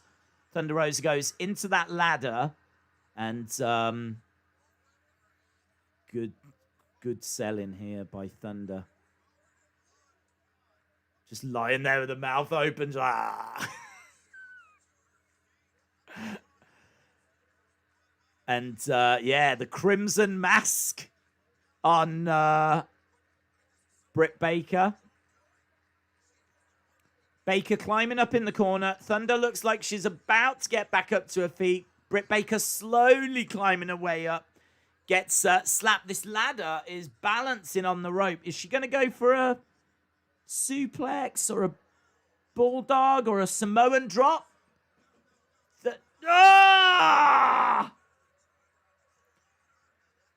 It was a driver. Look, Reba's offering her jacket sleeve to try and wipe some of this blood away. 1, 2.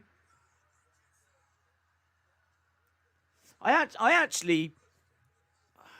Is this better than the exploding barbed wire death match?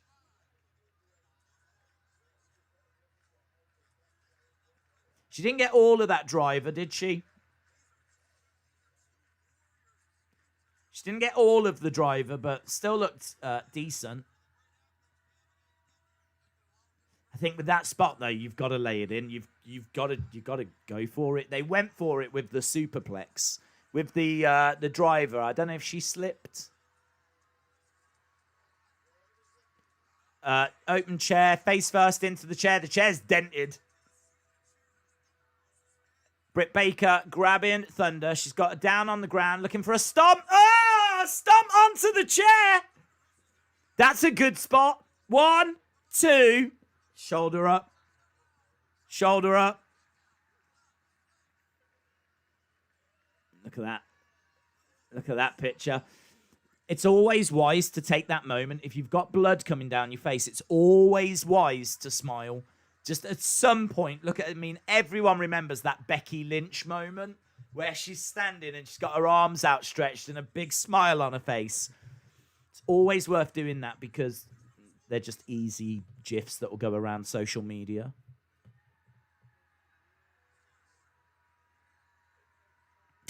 Reba as well. Reba gives, I think these are thumbtacks to Britt Baker. But I love Reba's facial expressions as well. When she hands it over, she's like, yeah! And it is thumbtacks. This is moody, man. This is one of the, like... I'm pretty sure that if I was in wrestling, I'd be down for most things. Suplexes, chair shots, all that kind of stuff. Thumbtacks just... Oh, that's moody, innit? It's moody. She looks like she's going to go for... Oh, no. Powerbomb. No, she drops down. Reba with a crutch. Duck underneath. Smacks Reba with the crutch. Reba rolls out of the ring. Thunder going against the ropes. Lovely drop kick. Reba through the table. I forgot that table had been set up. Kick to the midsection. She's going to look to powerbomb Britt Baker. Oh! Powerbombs Britt Baker into the tacks. Britt Baker kicks out. Wow. Britt Baker kicks out. It's good. This is brilliant. This is brilliant. It feels like they're really going at each other.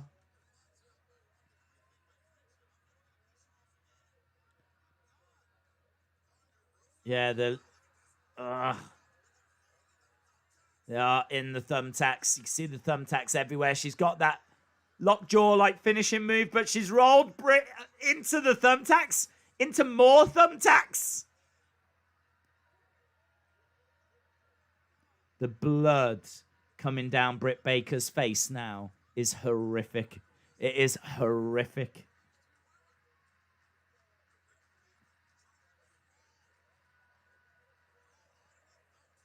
Baker over by the ropes. Super kick to Thunder Rosa. Caught her right in the side of the head. Thunder Rosa rolls out of the ring. I do like the fact that Reba's been dealt with. Like, Reba, whoever wins now, hopefully wins. I mean, this deserves a clean finish. The last thing you want now is any outside interference in this. And Reba's out. Look, Reba, you can see lying, put through the table. Why is no one checking on Reba, by the way? Managed to grab Britt Baker and drives her. Woo! Drives her through a table. She's broken, man. Look at Britt Baker. She's just like this. 1, 2, 3. That's a brilliant finish. Thunder Rosa. Ricky245 is a legend. They donated $5 via a super chat. Thunder Rosa vs Britt Baker is the match of the year so far days.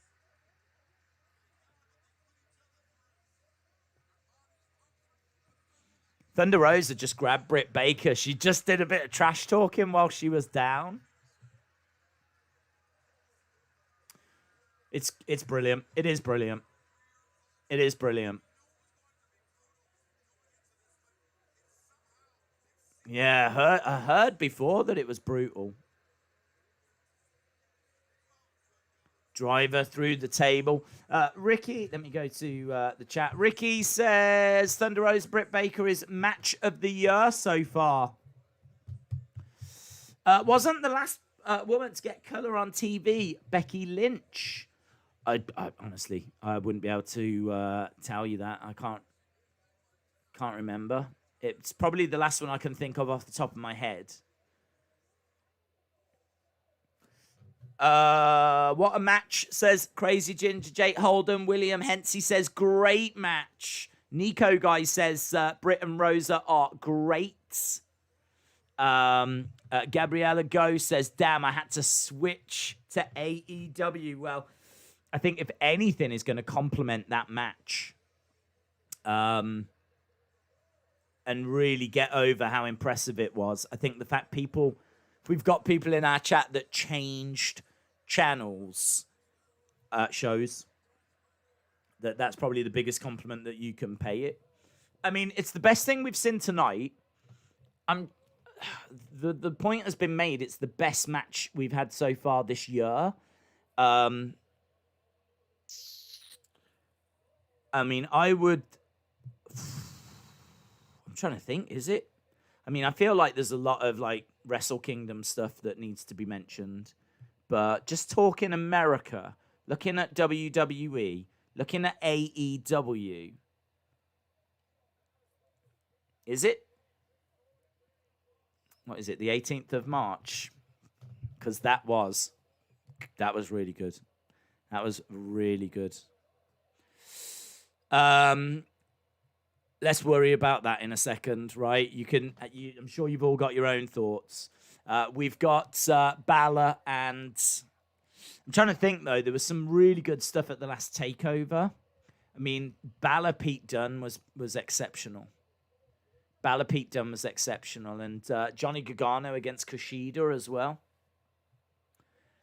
I don't know. It's difficult. I definitely think it deserves to be in the conversation. Karrion knocks down Scarlett. Balor looks concerned.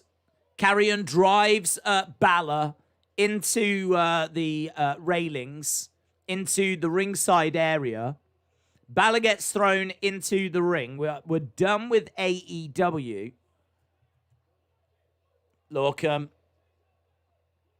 1, 2, 3. So this goes maybe the way we thought it would, whereby Kross and Balor aren't quite able to get onto the same page because, fun fact, they're in a feud and they're going to be facing each other, and putting them in a tag team in the first place was stupid. So I kind of feel like this was a stupid main event for NXT. Certainly if you think that it's just been up against what it's just been up against. And now we've got Kross going after Balor. Who was the person in the chat that replied to my message saying Britt was unrecognizable? Why TF is Balor getting pinned as champion? Kross is 100% going to win that belt. The thing I'm not that keen on with the main event tonight is why isn't it live?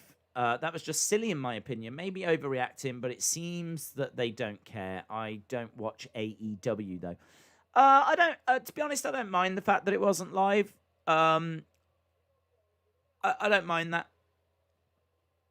I think it might just be how the recording schedule has gone.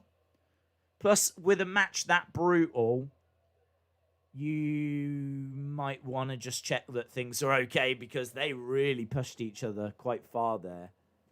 That blood coming from Britt Baker, I'm fairly convinced was real. I mean, if that was... I mean, like, it kept pouring. It kept coming out. So the fact that it kept emerging, unless she kept somehow applying a blood capsule that I wasn't seeing, I think that was a legit injury. So it was quite brutal. Going Ghost is a legend. They donated $5 via a super chat. No shade, but I don't think it was match of the year.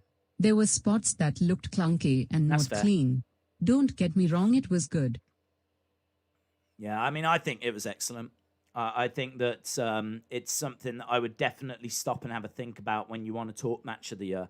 I'm not including New Japan in that. I'm just talking WWE, AEW. I mean, women's match of the year. Again, I'd have to sit here and really think about what we've seen and if there's anything that could hang with that, because I definitely think it deserves that kind of recognition. Is a legend. They donated $1.99 via a super chat. Match of the night: Baker Rosa segment, MJF Escobar. Joaquin says match of the night: Baker Rosa. Yeah, I don't know that anyone was going to disagree with that. MJF Escobar. Yeah, the Escobar thing was great. I loved him and Jordan Devlin. I'm a big fan of Zoe Stark, so I thought her match with Dakota Kai was really good. So I really enjoyed that as well. I think NXT was just leading going into that main event, but that is such a special main event. For me, I'd probably say AEW maybe comes out on top. I think that main event was so impressive, was so big. I think there's people changing channels. I wasn't interested. I think NXT shot themselves in the foot with this main event. I think they shot themselves in the foot. I think that AEW had very little competition when it came to the main events. I think that a lot of people will have seen that Britt Baker Thunder Rosa match tonight. And I think that a lot of people are going to have been very, very impressed. I do understand what people are saying about some of the moves. Little clunky. Maybe like that driver onto the ladder. But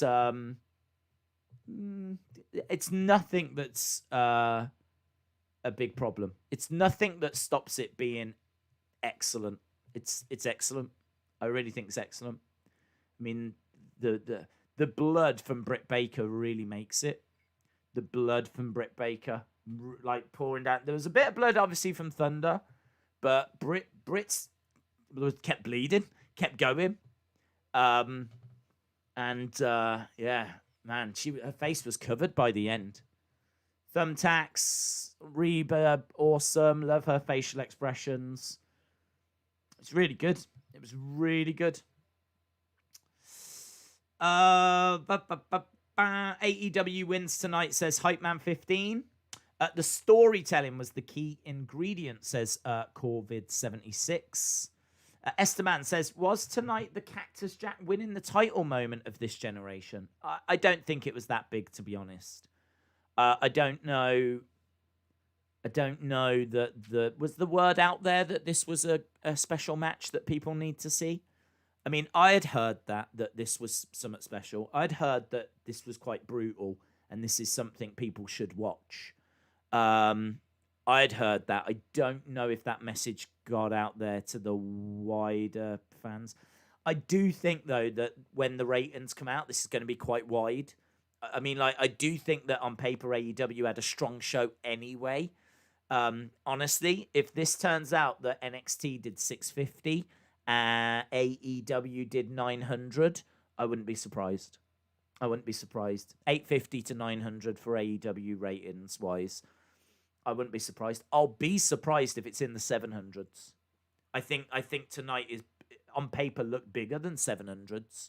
So, yeah, if AEW in the 7... So, this is what I'm saying. The ratings, when the ratings come out, the TV ratings, it's not about comparing the shows anymore. I think we all know that AEW is going to win.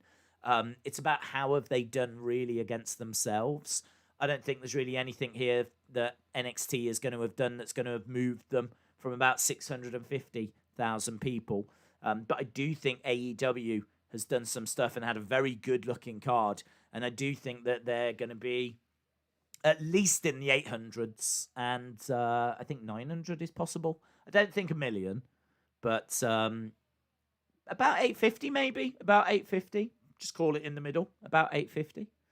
So, yeah. So it'll be interesting to see what those ratings come out as.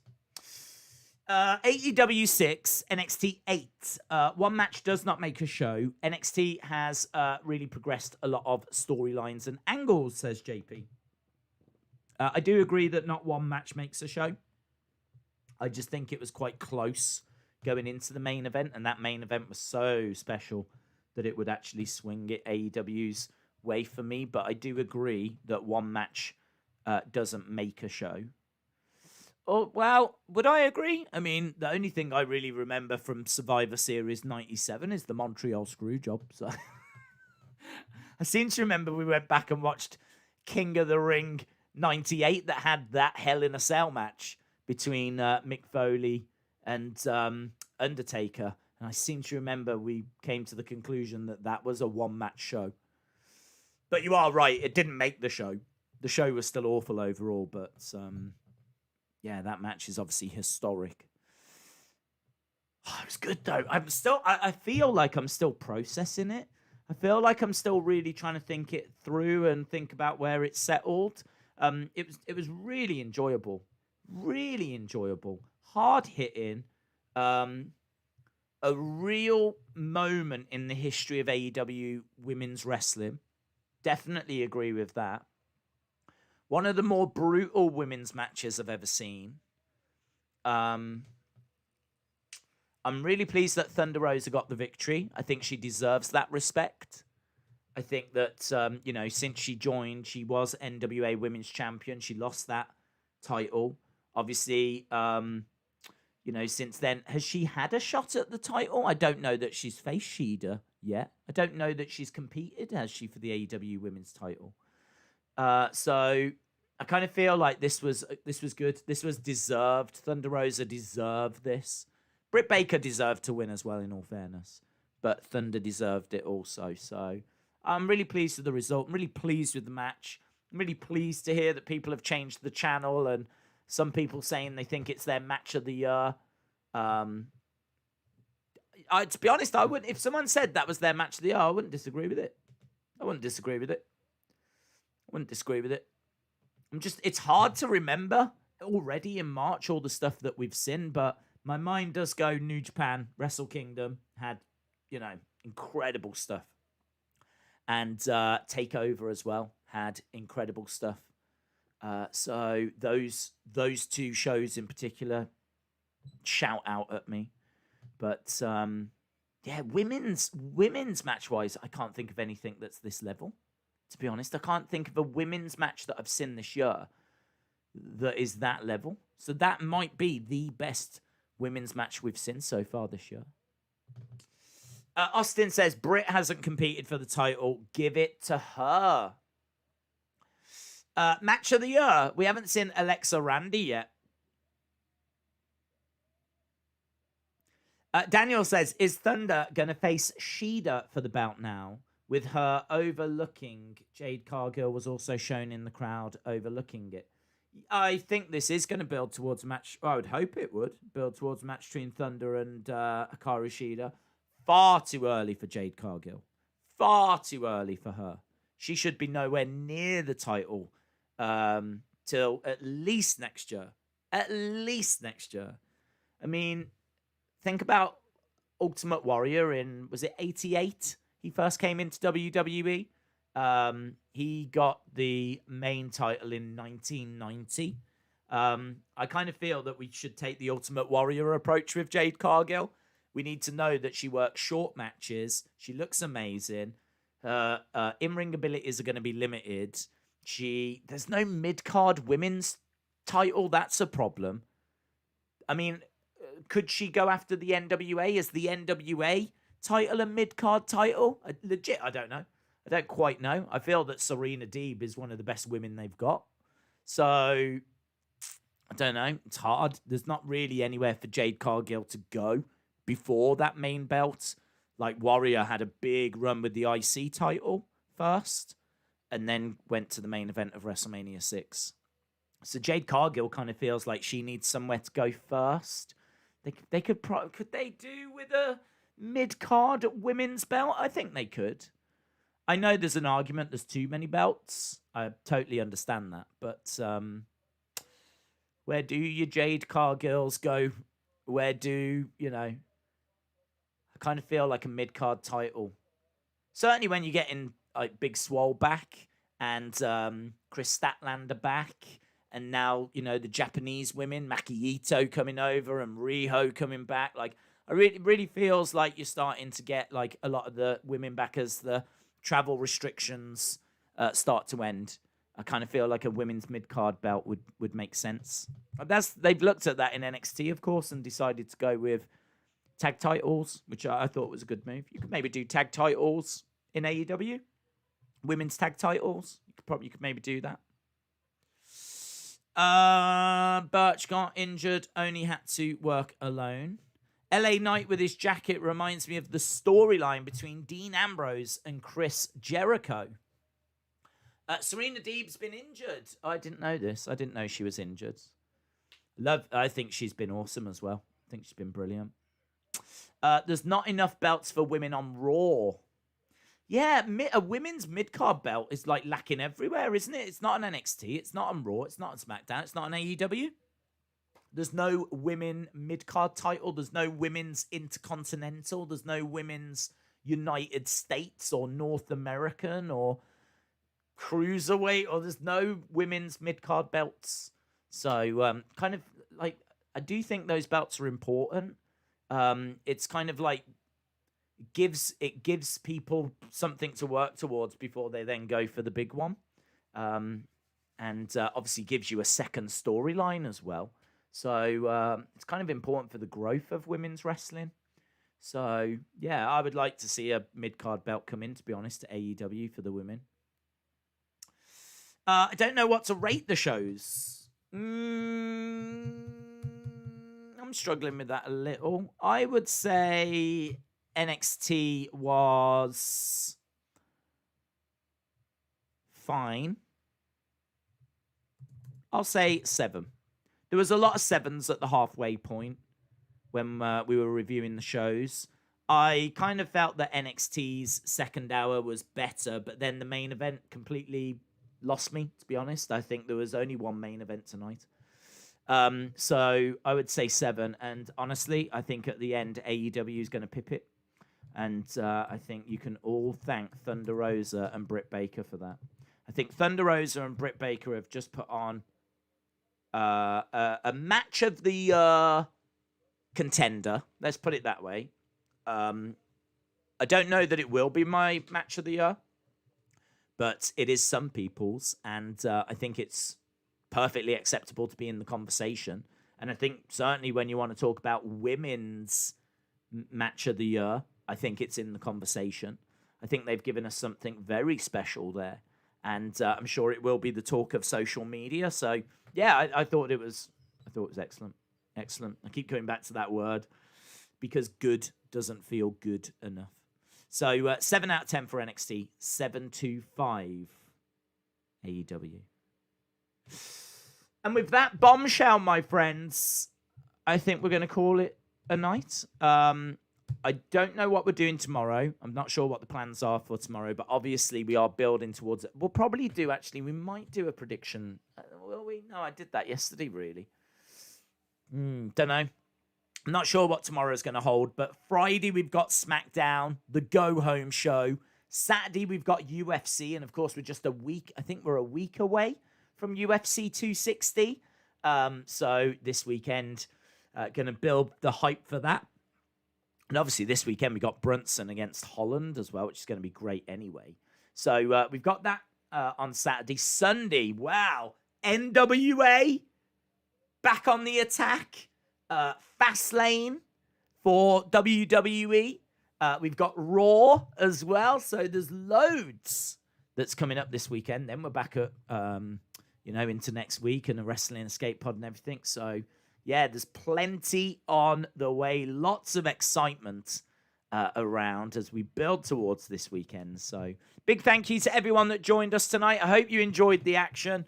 Whether you watched NXT or AEW, I don't think it mattered really. I think both shows were excellent, but easily match of the night. That's main event from AEW. Fantastic match from Thunder Rosa and Britt Baker. Awesome, guys. Thanks for watching. See you again next time. Bye for now.